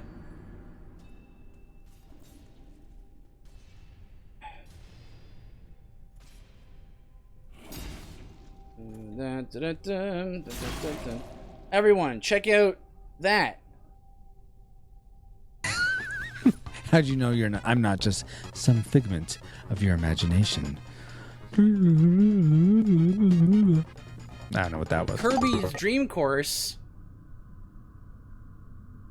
Oh yeah, also I want to thank Retro Rewind Pod for that idea, by the way, because I actually rated him, and I saw that he had that, and I was like, that's really cool. I want to figure out how to do that. So, and he was last streaming, yeah, Indiana Jones and the Fate of Atlantis, which is a game I've seen playthroughs of. I've not played it myself, but it ends in a very interesting way. It's very hard to play a game like that when you are distracted by chat, because it's a game that requires so much attention and focus. Okay, this is not working. I need to make distance, but he's chasing me. I'm gonna need to wait for the Mr. Red-Eye Knight to show up. The Red-Eyed Abyss Watcher is basically he attacks anybody, including his allies. So there you go. Bonk. Bonk. Oh my goodness. Oh my goodness. A 2-shot. Get the 2-shot, friend. Alright, phase 2. Playing it for the first time. Apparently every game is hard for me in that case. Yeah, because I was noticing, like, you were, like, trying to play it, and it's, like, it's a game where you have to, like, pay attention to, like, it's a, what do you call it? It's a, what do you call it, the game? A point and click. So, you know, you have to really be aware of, like, what's going on each screen and stuff, so it was a tough one to be playing, whoops. Okay, so the faraway strat is not really working. Let's try close-up strats. Let's try the usual strat with him, right here. Can we do this? Yes, we can. Whoa, and swoosh, and This is how you beat this boss. He's so much fun. I love this boss. Swoosh, and then swoop, and then forward. Plunge. One more shot. Please excuse the bright lights. I'm trying to lessen the impact of those bright lights by turning away, but get wrecked.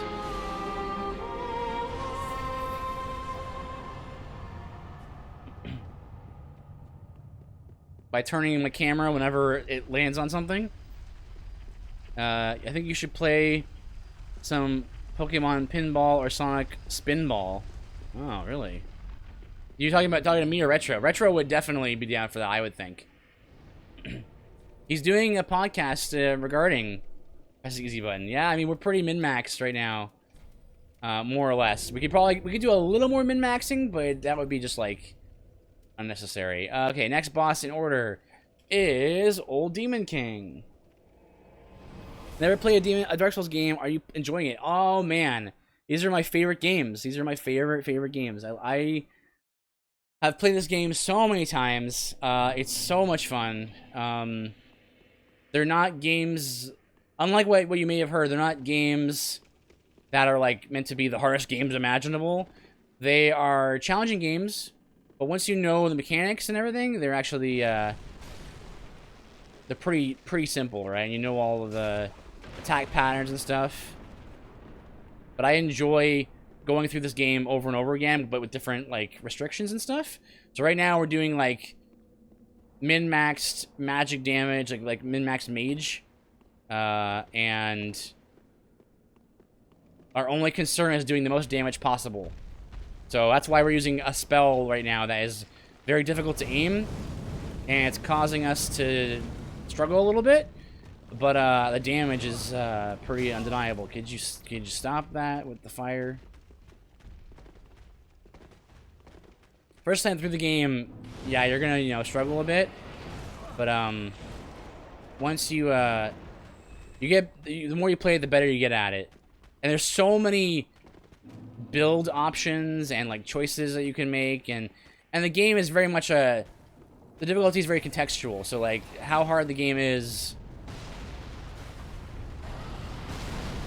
depends on your build and your playstyle and stuff. And I play this game so much that I know all of the tricks, all the bosses, and all the mini bosses and stuff.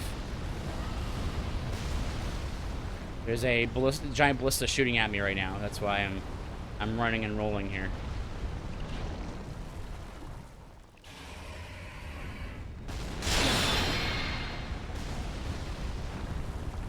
So it's almost like how hard do you want it to be? Yeah, exactly, right? But the difficulty is not like a matter of like a menu option, right? It's sort of like depending on, like, for example, I know that if I stand right here, I can cheese this this worm. So the ballista will shoot through the worm and it'll kill it for me. So little tricks like that make the game much easier. A lot of it's like just like experimentation and preparation. It's very much like a classic RPG in that sense. Also, the way it's kind of designed is sort of like it's a perfect mixture of like action and turn-based. So like think about the way turn-based games are, like you know, your old Final Fantasies, your you know, Earthbounds and such, right? And then you think about action games like your Devil May Cries or your Kingdom Hearts and stuff, right? This is kind of like a mix between the two, right? Where it's an action game, but it's an action game, but you are not supposed to like spam your attacks. You're meant to like be methodical, and the green bar there on the top left is my stamina bar. That is what restricts me from like spamming my attacks and like stun locking creatures and stuff, right? So you have to be aware of how much, you know, you can attack and how free your enemy is to attack as well. So you and your opponent both have stamina, essentially. And so you can't button mash your way through the game. You have to be thoughtful about it. So in that sense, the game is kind of like a turn-based game.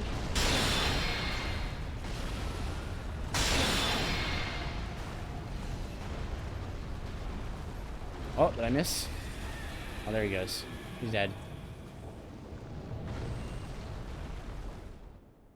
I'll just commune with this guy. He got like teleport up to the where the ballista is. I'm gonna fight some mini bosses over here. This is not a good spot to fight him. But let's see. Oh yeah, not bad. I'll lure him over here. If I can. Wait. De-aggroed.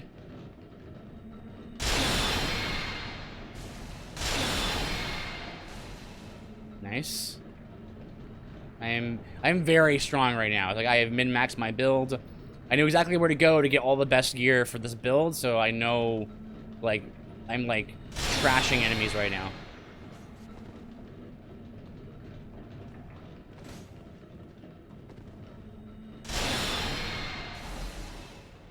Nice. Oops, I'm out of MP. It's okay. Oh. Hang on, hang on. Any distance, any distance. So this spell is hard to aim. You either can have to use it when you're really up close or when you're pretty far away, like medium to long range. Like right over here, maybe. Yeah, see, I missed. I need to be further away. Nope, that's too close. Wait, it's not! Take that!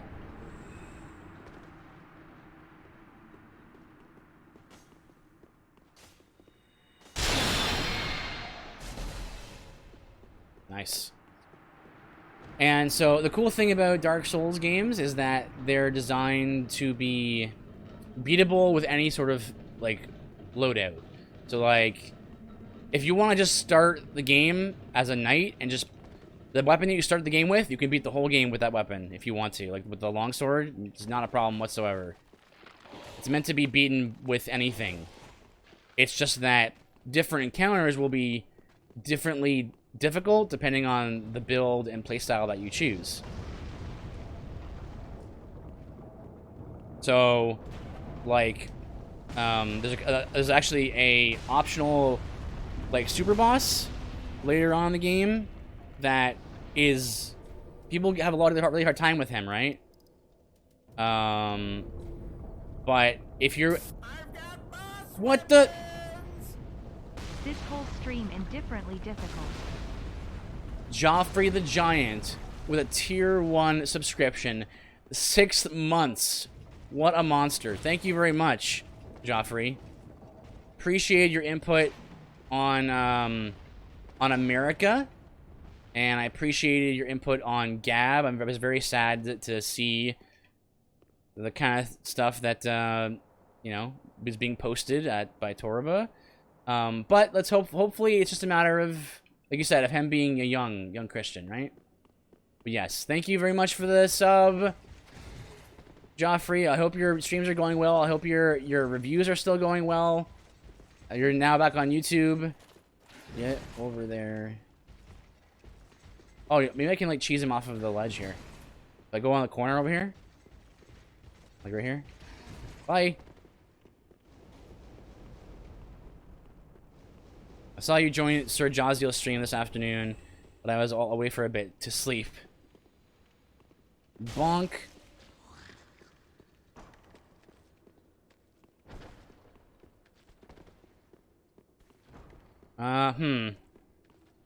That mimic fell. How should we do this? Yeah, by dig his facial hair. Yeah, it's cool, man. Yeah, I love that there's a core handful of streamers, you know, that we can we go to, we hang out with.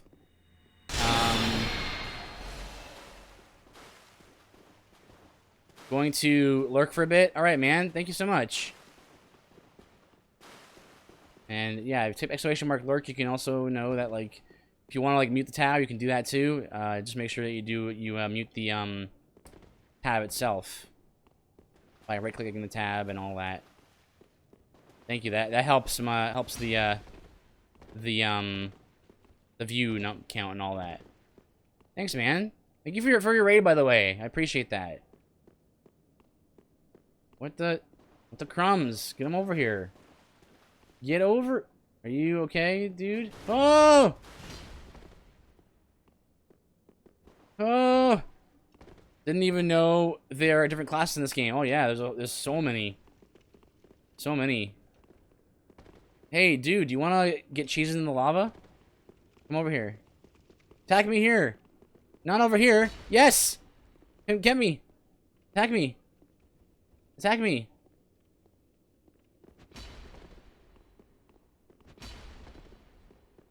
No! Ah, I've been cheesed!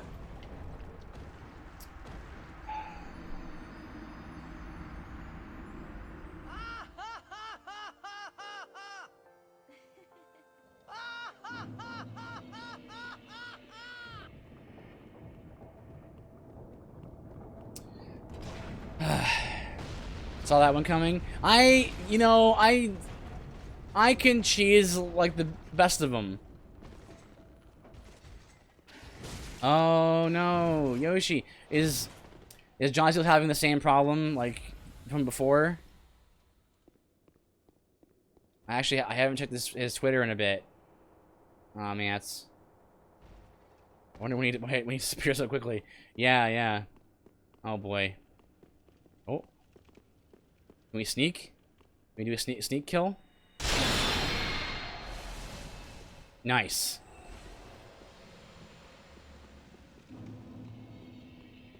Yeah, I think so. Oh man, that's rough. Alright, Mimic. Come here. No, he fell! Come back here. I need what's inside of your body. I need your sweet innards. This look seems heavy, alas. Yeah, I know what's going on with him a little bit. Oh, yeah, it is pretty heavy. It's not. Wait, and there's nothing really you can like do, you know, about it. It's like there's so much stuff like it's beyond his control, you know. But it's a thank you for the reminder, Yoshi. Yeah, we need to be praying for Sir Jaziel. Okay. Here's the problem: is I need to get Mr. Night Slayer Sorig out of the way here.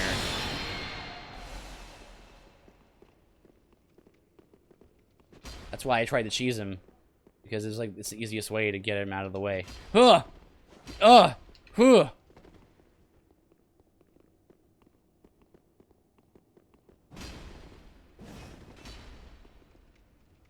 Yes! No! Come on! No! Come on, attack me! Yes! Yes! Get wrecked!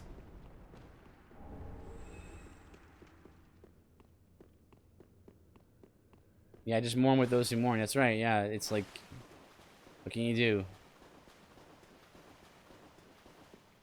And he does the best he can too. You know, he always puts on a brave face, and he's faithful. He's a faithful member of the GMA community.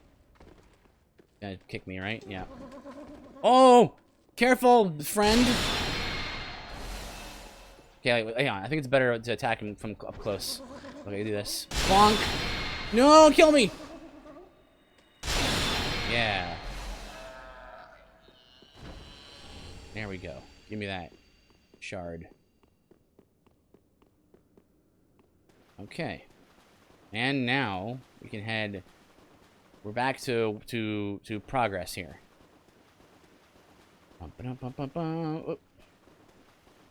See, Joffrey, he's not a big video game player. I think the last game he tried to stream was a Star Trek game. Unfortunately, it didn't like.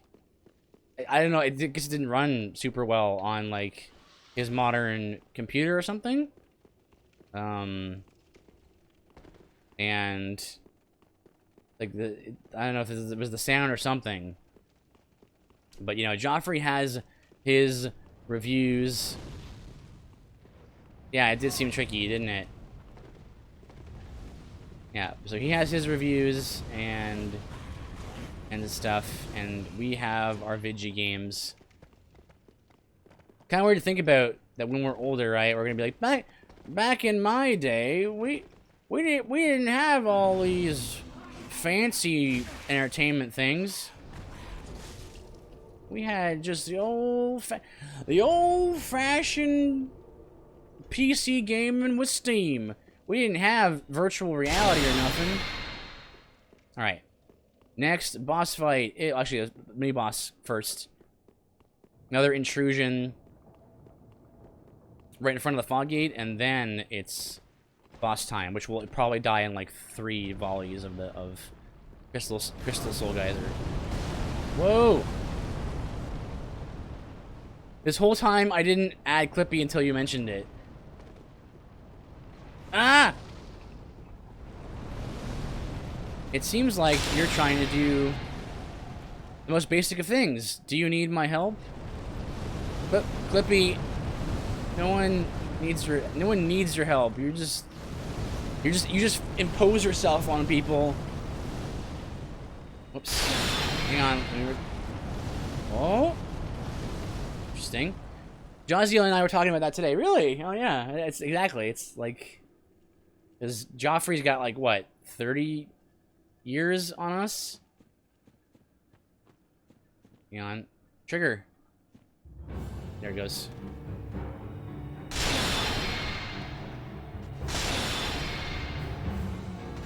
Oh, mama, look at that damage, man. He's already done. He's done. Ultimate. Boom, he's done. There you go.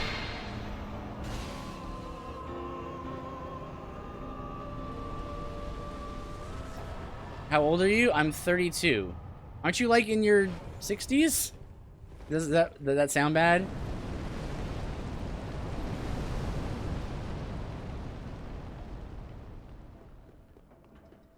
I'm 32, so I'm definitely of the older, you know, generation. I'm not like, dude.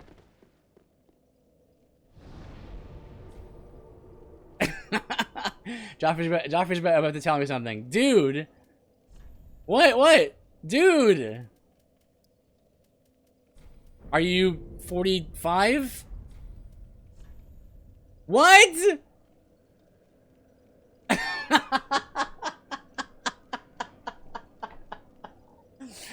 What? Are you for real? You know what it is? If that's true, you owe me a beer. So seriously, okay. So if that's true, I think here's why. I think that. I thought you were older because usually I think people are younger than they are. A 6-pack actually. Well, it's because here's why. It's because you kind of remind me of Doug Wilson, and Doug Wilson is up there. He's like 50s and 60s. Right? And you guys kind of have a similar look. You know, you kind of have like graying beards, right, and stuff. 43, really? Well, shoot. Well, I apologize. You have a wisdom that transcends your age, Joffrey.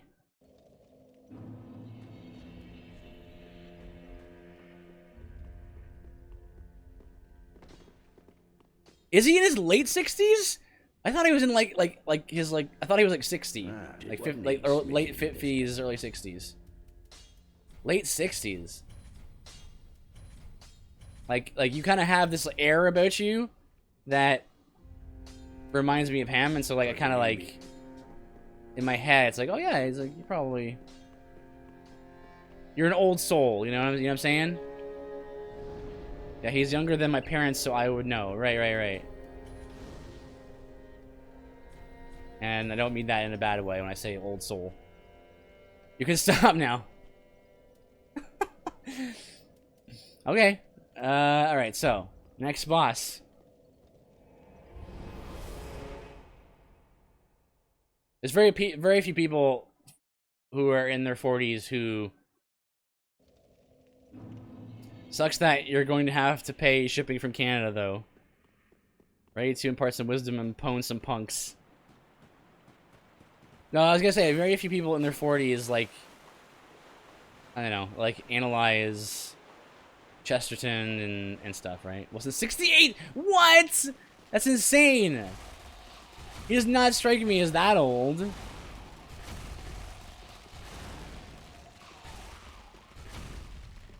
And Mifuki can visit you. It's true. Well, no. Actually, no, because I live in Canada, so... the regime I live under doesn't want me leaving. Unless I am ready to be quarantined for the rest of my life or whatever.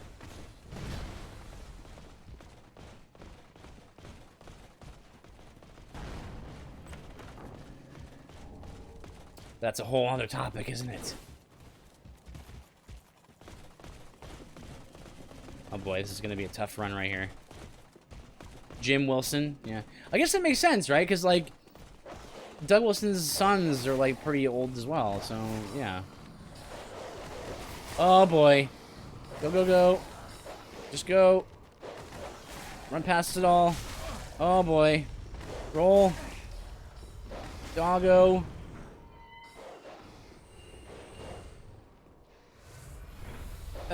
The city is funny in phase 3 according to Twitter. Yeah, Yoshi, yeah, as of today, yeah. So what's the deal with this world? Why must you fight forever? So in this world, the mythos is the gods. They lit the first flame, which is integral to the building, to, like, you know, humanity's existence. And basically, every time you play through a Dark Souls game, you're playing through, like, near the end of the fire fading. So the gods lit the flame, and it's up to the humans to relight the flame, to rekindle it, so that way the world can continue.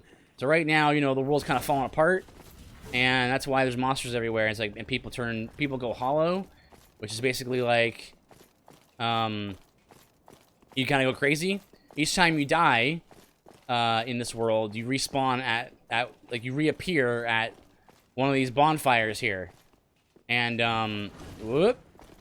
And basically being hollow is like being a zombie. So, like, eventually you kind of forget, what you were doing. Like, each time you die, you forget a piece of who you were, until you just become kind of like a zombie type person. And you just end up doing the last thing that you believed was the right thing to be doing. So, like, a lot of the monsters are, you know, like this knight over here. This guy is like a skeleton. You look at his face. There he is. He's got like a skull face. And he used to, well, this is like, there's like lore for all kinds of things in this game. Mifuki never tweeting his streams. I always keep guessing. Yeah, maybe I should start retweeting my streams again. I did for a while, but kind of was thinking like maybe, I don't know, maybe I shouldn't. Maybe it's like it disrupts the flow of my other streams or whatever, or like my other like tweets and stuff. But you know, maybe I should tweet again, start tweeting my stream again. It certainly helps me, like, helps to see like Sir Giles' streams when they're going. But yeah, I think you're right. Happy Timmy, welcome back. Good to see you. You followed me. I think like, was it like, yeah, just recently. So welcome back. Let's see. Douglas Sign is older than me. I hope you feel terrible. I do a little bit. So okay. No, it's fine. This game brings back some interesting memories, says Carlito X. Why is that, Carlito? I need to eat foods, but it's 1 a.m., so yeah. My goodness, it absolutely is 1 a.m., isn't it? I'm pretty awake right now. That's really weird. I should be dozing off.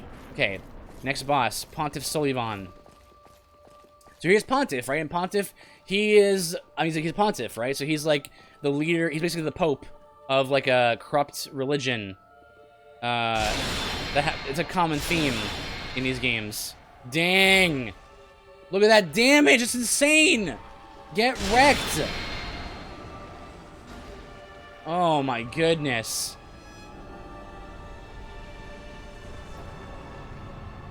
So that's why there's a lot of imagery in these games where it's like a lot of cathedrals and stuff, and there's a lot of like religious, you know, ideas, right? So like you got we just fought Deacons of the Deep, and you know the Deep is a basically that's like a variation on like people who worship like this like dark force from the Abyss, it is called.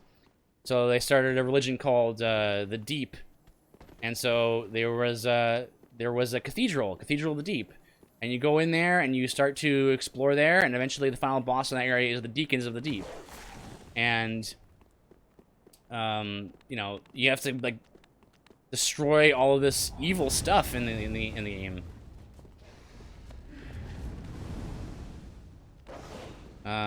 Keep forgetting that you're 3 hours ahead. It's more frustrating than any game ever.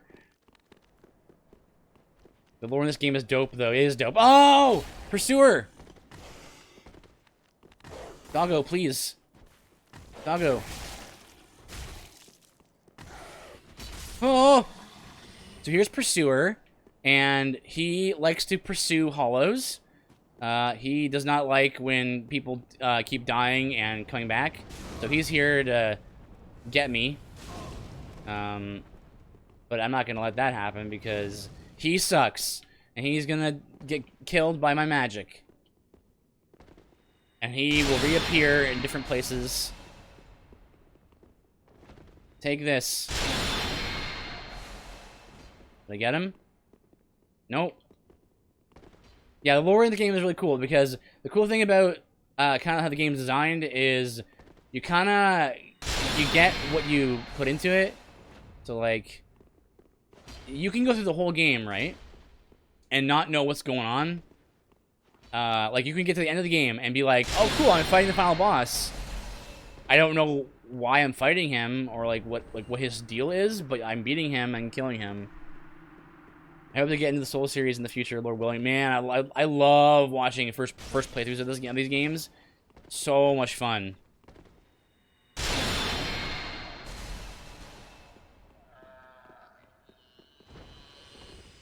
There we go. Give me that.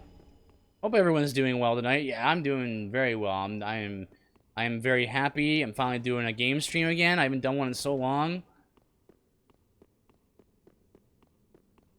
Yeah, so there's a lot of lore in this game regarding, you know, the gods, and that magic seems OP. Like you don't even have to get within closing distance.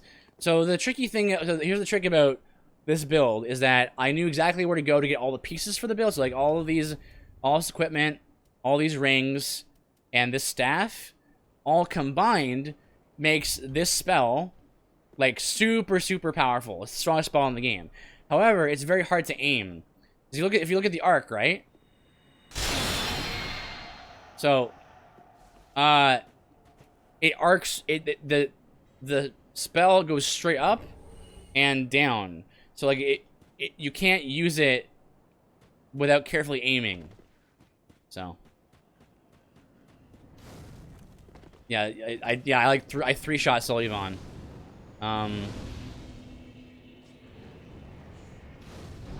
I just beat Pantheon 5 in Hollow Knight, so how hard can the... Dude, if you can beat Pantheon 5 in Hollow Knight, you're fine. Just do what Fuki's doing. Yeah, just know the game, Forehead. Just know the game inside and out, Forehead. Here's some more deacons. We need to fight them. Let's just skip them. Just know the game inside and out and know how to beat all the bosses, Forehead.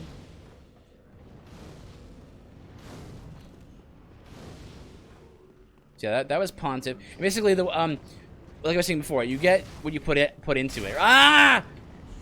It is the area with crazy archers. I forgot that they can shoot me from here. Just run past. Juke them. A lot of juking can happen here. I got that bolt stuck in me. That's nice. Very nice. Epic. I think in this area either, yeah.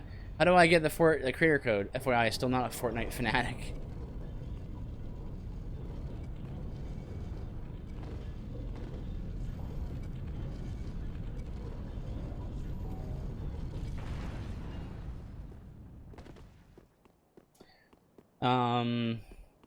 Let's see. So, yeah. So like you got Pontiff, Sullivan. You got Aldrich, who's coming up. You got.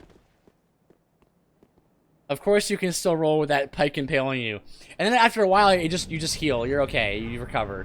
It disappears after a while.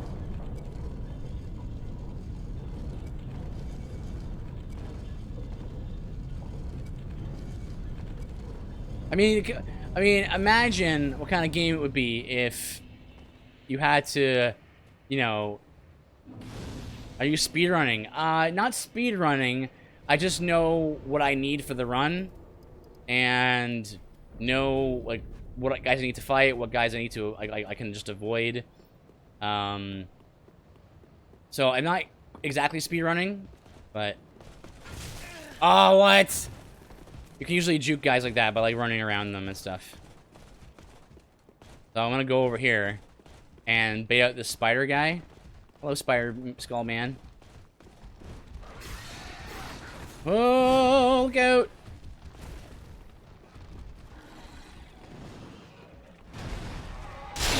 Goodbye. Not goodbye. No! No! Yes!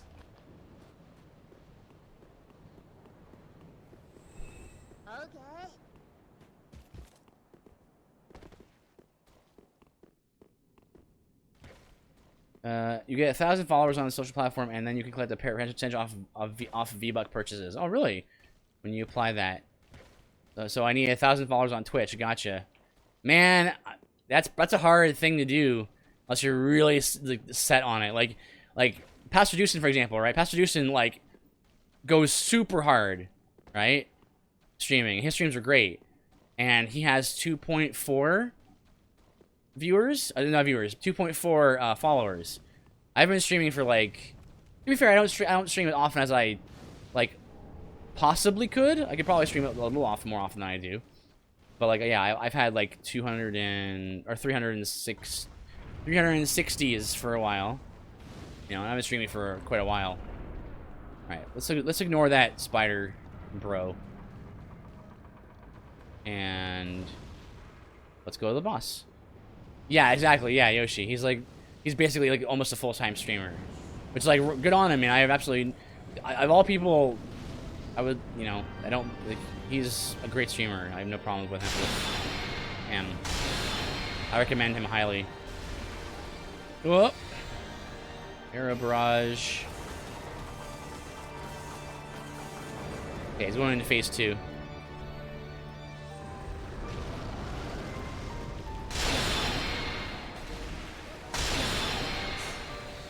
The damage is unreal. What is this damage? What's your favorite boss fight? It's gonna probably be... Go! Finish him! It's probably, Gale. Slave Knight Gale. Gale is great. Madeira is great. Thank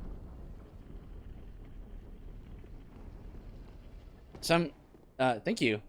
This build is insane. It's probably the most OP build I've done. This game.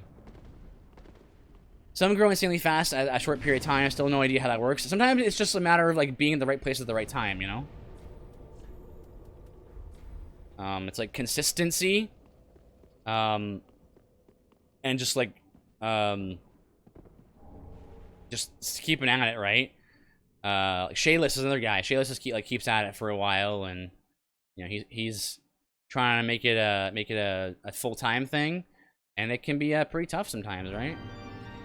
Did you guys see that Theologian got a response from Colin Moriarty? Did you guys see that? That was crazy. He got a huge following, so we'll see if... Oh my goodness.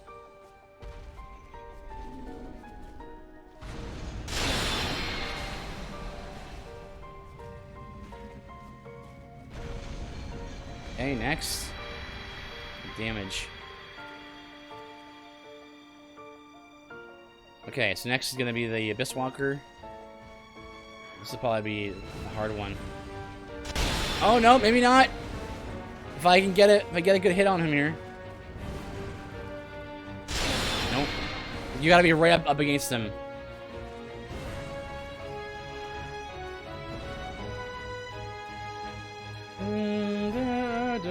Yeah, I'm pretty sure this is way easier than they normally are. Oh, that kicked me. Don't do that. No! Ah. Woo! Watch your stamina. That's a very key rule to Dark Souls. Always watch your green bar. That stamina bar is crucial. Tells you how many actions you can do before you have to just slow your roll. I need like one good hit. Nope. Oh, I got a partial there.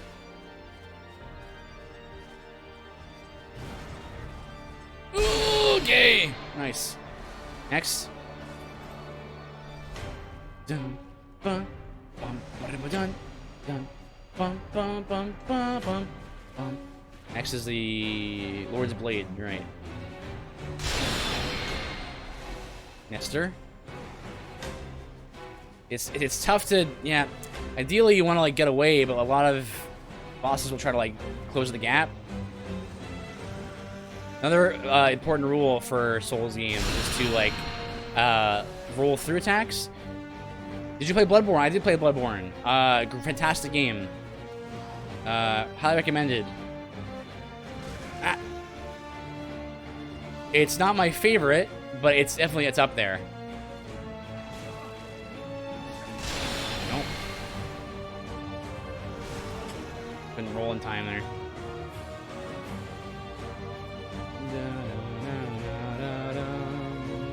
Ah, there we go.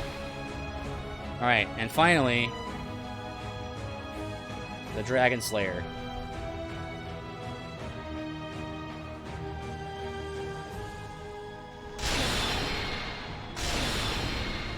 Woo! Oh my goodness, what is this damage?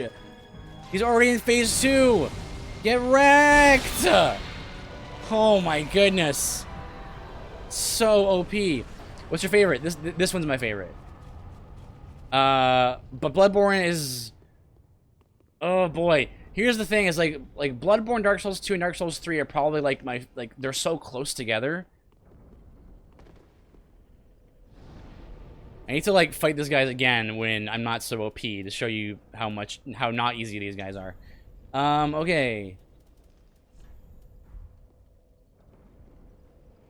People always default to the first one, but I don't get the appeal. So the appeal in Dark Souls 1 is primarily the world I've found. People like that it's this, like, really open world, and the moment that you first get to Undead Parish, and you go down the elevator, and you end up back at Firelink Shrine, which is the main hub of the game, you're like, oh my goodness, that's amazing! Because you think you're so far away from it, you're like, oh my goodness, how am I gonna get back to my hub area, right? And then you go down an elevator, like that, some random elevator, and you end up back at the Firelink Shrine, and you're like, oh, it's amazing, right? It's that kind of feeling. The world design is very, like, interconnected, and it feels super good to, like, to do that. All right, what's next? Next we're gonna do the Fallen Maiden, I think, and then Yorm. All right, so we're gonna go over here. Yeah, that's the main appeal, I think. And then, as time progressed, people began to like the Souls games for all the other, like the way in which you can kind of like get out of the games what you put into it. That applies to like every aspect of the games, right? So it's build diversity, it's the story and the characters and the world.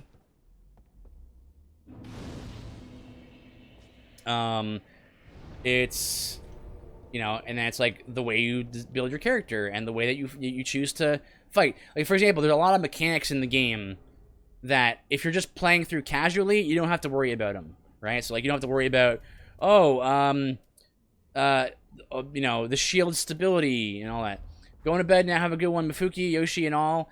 Retro, God bless you, man. Thank you for the raid once again. Thank you for all the raiders from Yoshi, from the Fair Maiden. That's what her name is.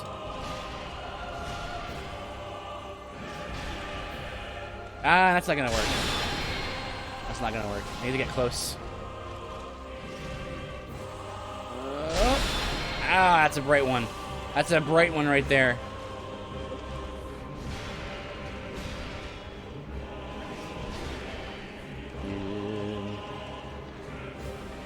Give me your friend. Oh, wait, I can do this. Nice. Well, this works. Oh, this is cheesy right here.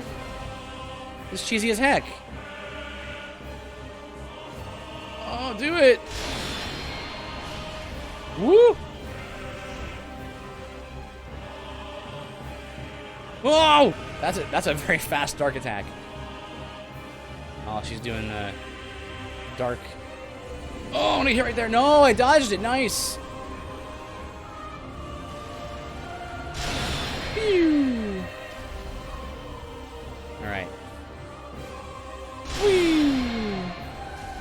One more. I need more FP. Hurry. No. No. Oh well, I'll wait. You're delaying the inevitable, Fair Maiden. See, like, I know the movesets of all these enemies, so for the most part, you can just, you know, like, if he teleports, you can do, like 2 things, right? 3 things. Have you played, have you played Greedfall or Remnant from the Ashes? I've played Greedfall. Whoops. Whoop. Dip. I dodged the wrong way there. It's not gonna work. I played Greedfall. It was good for a while, and unfortunately, I didn't stay that way. Oh my gosh, that was great. Like, because for me, what it was the combat got kind of like samey.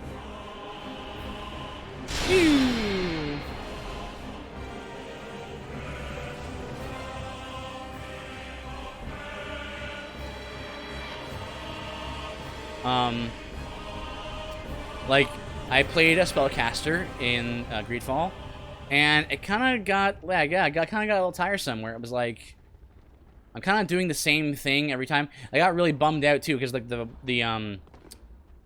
enemy variety was like really underwhelming. Like there were a lot of like doubling up on fights and stuff.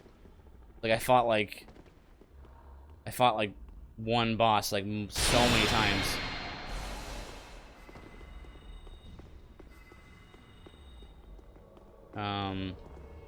As for Remnant from the Ashes, I have not played that. I've heard it's like a gunny McShoots Souls-like, which means, you know, I might give it a shot. That's generally how I work. If it's a Souls-like, I'll usually give it a shot. I've played so many of them.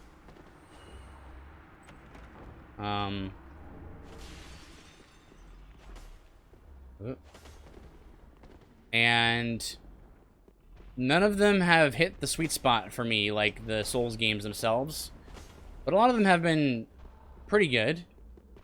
Oh man, this is a tough one here. How are we gonna do this?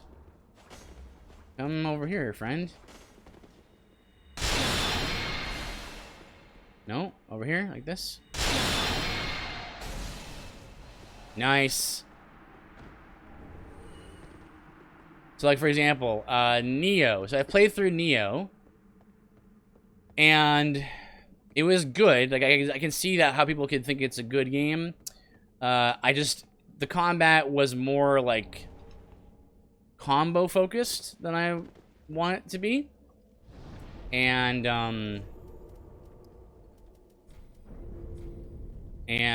it was more about, like, the gear progression was another thing that bothered me about Neo. I don't much care for, like, Diablo-style loot systems. So, and this is actually something that happened in Greedfall too, where you don't have any attachment to any of your gear. Like, you don't, like, find your gear in a certain place, and it's like a unique piece of gear, and it has a unique, you know, quality to it, and you stick with it for a long period of time, you know? Gear comes and goes so readily that it just feels like you're just cycling through gear, you know? And it isn't... Watch this, I love doing this. Grab him! Yeah.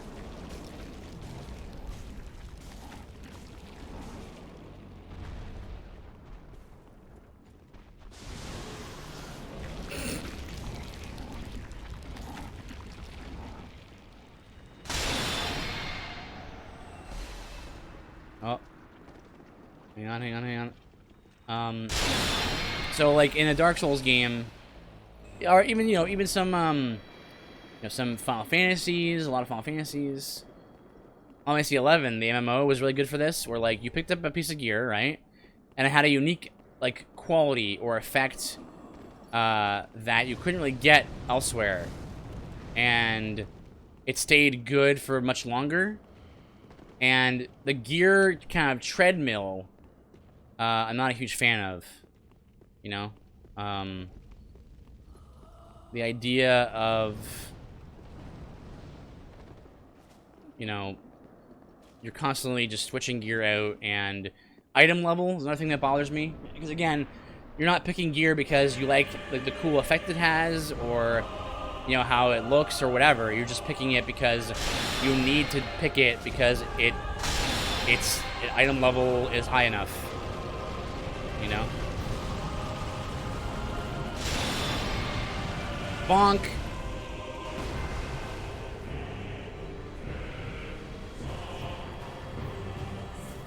Have you played Ashen? It's basically cartoony Dark Souls. I have played Ashen. I liked it overall.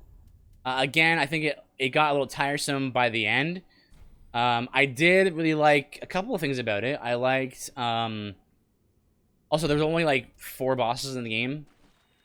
And limited weapon variety. But I did like how open it was, how open it felt. And, I liked, the general, like kind of aesthetic and tone and stuff. That was nice. Okay, what's next? We've got Throne Ascent. So we gotta go fight the Twin Princes. So yeah, so Ashen was good. It focused more on exploratory. Oh, this is another thing. Oops, game crashed again. Another thing was the game focused on exploratory things, and it a lot of times it stopped becoming interesting to explore things. So this is kind of a similar problem that I had. Oh, Joffrey, good night. Thank you so much for the sub and for your time, man. I really appreciate it. God bless you, man. I appreciate your insights and your just yeah and your presence, man. Good night, my 43-year-old friend. Yeah, so it's a similar problem that keep rocking. God bless you too, man. So a similar problem that Breath of the Wild had. Breath of the Wild, mind you, I think is a fantastic game. It actually rekindled the sense I had about open world. You know, like by the time Breath of the Wild came out, I was kind of done with open world games. But I was like, you know what? It's Zelda, and I love Zelda, so like I'll give that a shot, right? And it was like, oh, this is like a really fun open world game, right? And I kind of came to realize after playing for a bit that like it was like, man, there's really not, because of the way like the weapon system works and like the durability system works in that game. It really feels, after a while, not at first, but after a while, it feels pretty unsatisfying to explore because you're actually like wasting resources to explore. Because there's no real point in doing that because you end up breaking all your weapons, and there's not really any strategy to it. You know, people will say like, well, the durability system is good because it helps you, it makes you switch out your gear, right? Oh boy, that's not good. Oh boy, that's not good. But not really, because all you end up doing is switching to whatever is least broken. Or no, sorry, whatever is the thing to break next, and just picking that.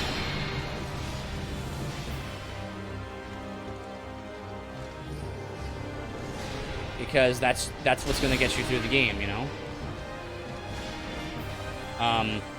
Like even the Master Sword, like there's like a trick to the Master Sword where like you actually don't want to like use it in the way that it's meant to be used in the other games, right?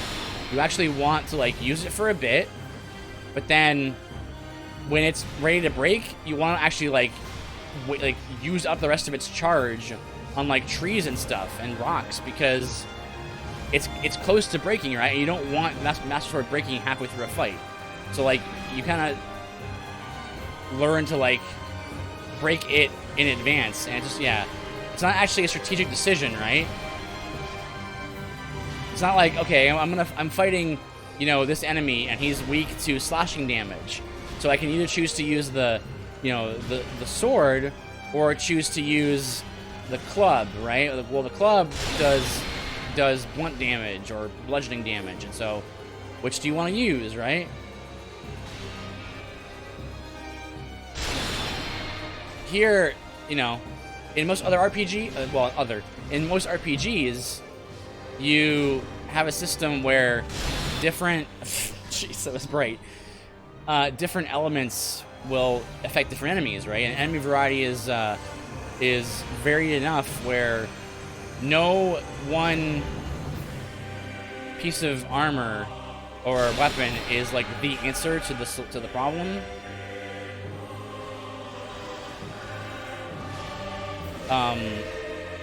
Oh boy.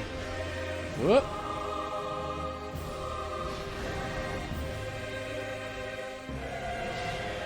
Try to get this one off.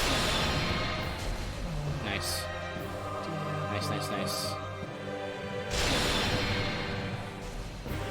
Okay, one more. For Jen. MP.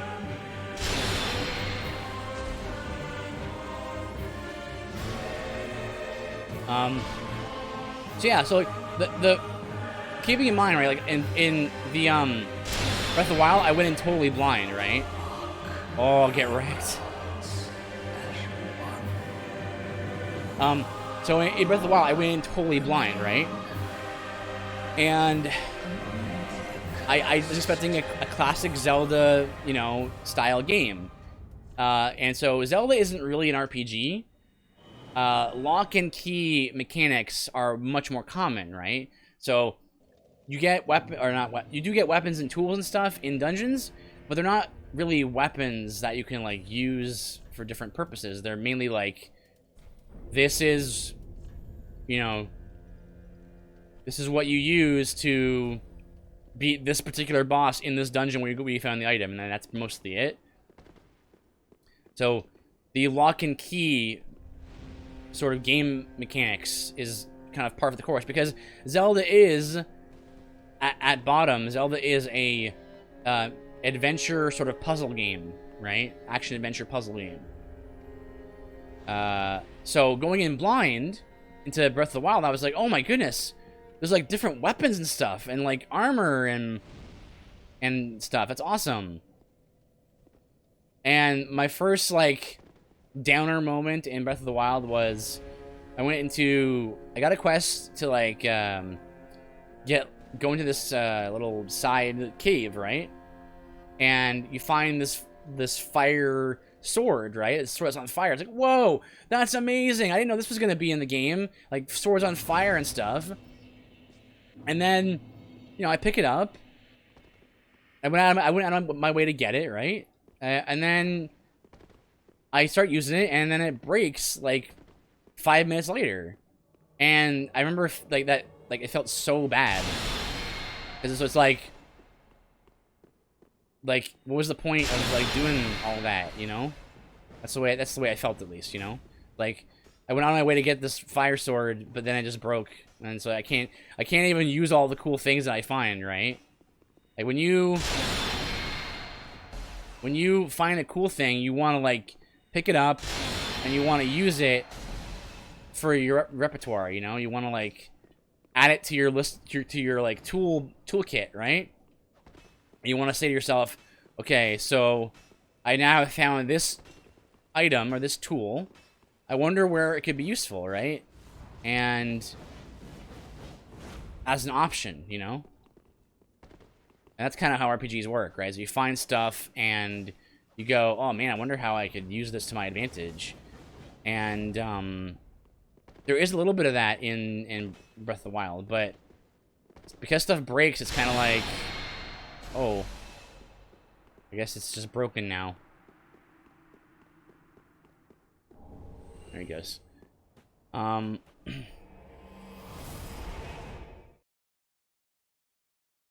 so what I'm looking forward to in Elden Ring is like a huge open world kind of game, but it has like the RPG mechanics of Dark Souls. It's like open world Dark Souls sounds amazing. Like you're gonna be looking through every little, like I'm gonna tell you right now, when I stream that game, and I will stream that game hard, that game is gonna, I'm gonna be stuck playing that game for like very meticulously, because there's gonna be so much stuff hidden around every corner. Like it's already that way in the Souls games, let alone, you know, in an open world type game, right? Okay, well, I've been playing for about 4 hours. I think it's time for me to call it. It's like 1:30 in the morning. I will wrap up, and I will send everybody off to, you know, let's send our people off to AC. Thanks guys for joining me. I'm so glad I finally do another game stream. My goodness. Thank you everyone for the subs and for the raids and for the viewership, man. I appreciate it. So good to hear from you guys again. I'm gonna keep it on, and I'll see you, Lord willing, tomorrow for our study stream. Let's go over to AC now and tell him I sent you. God bless.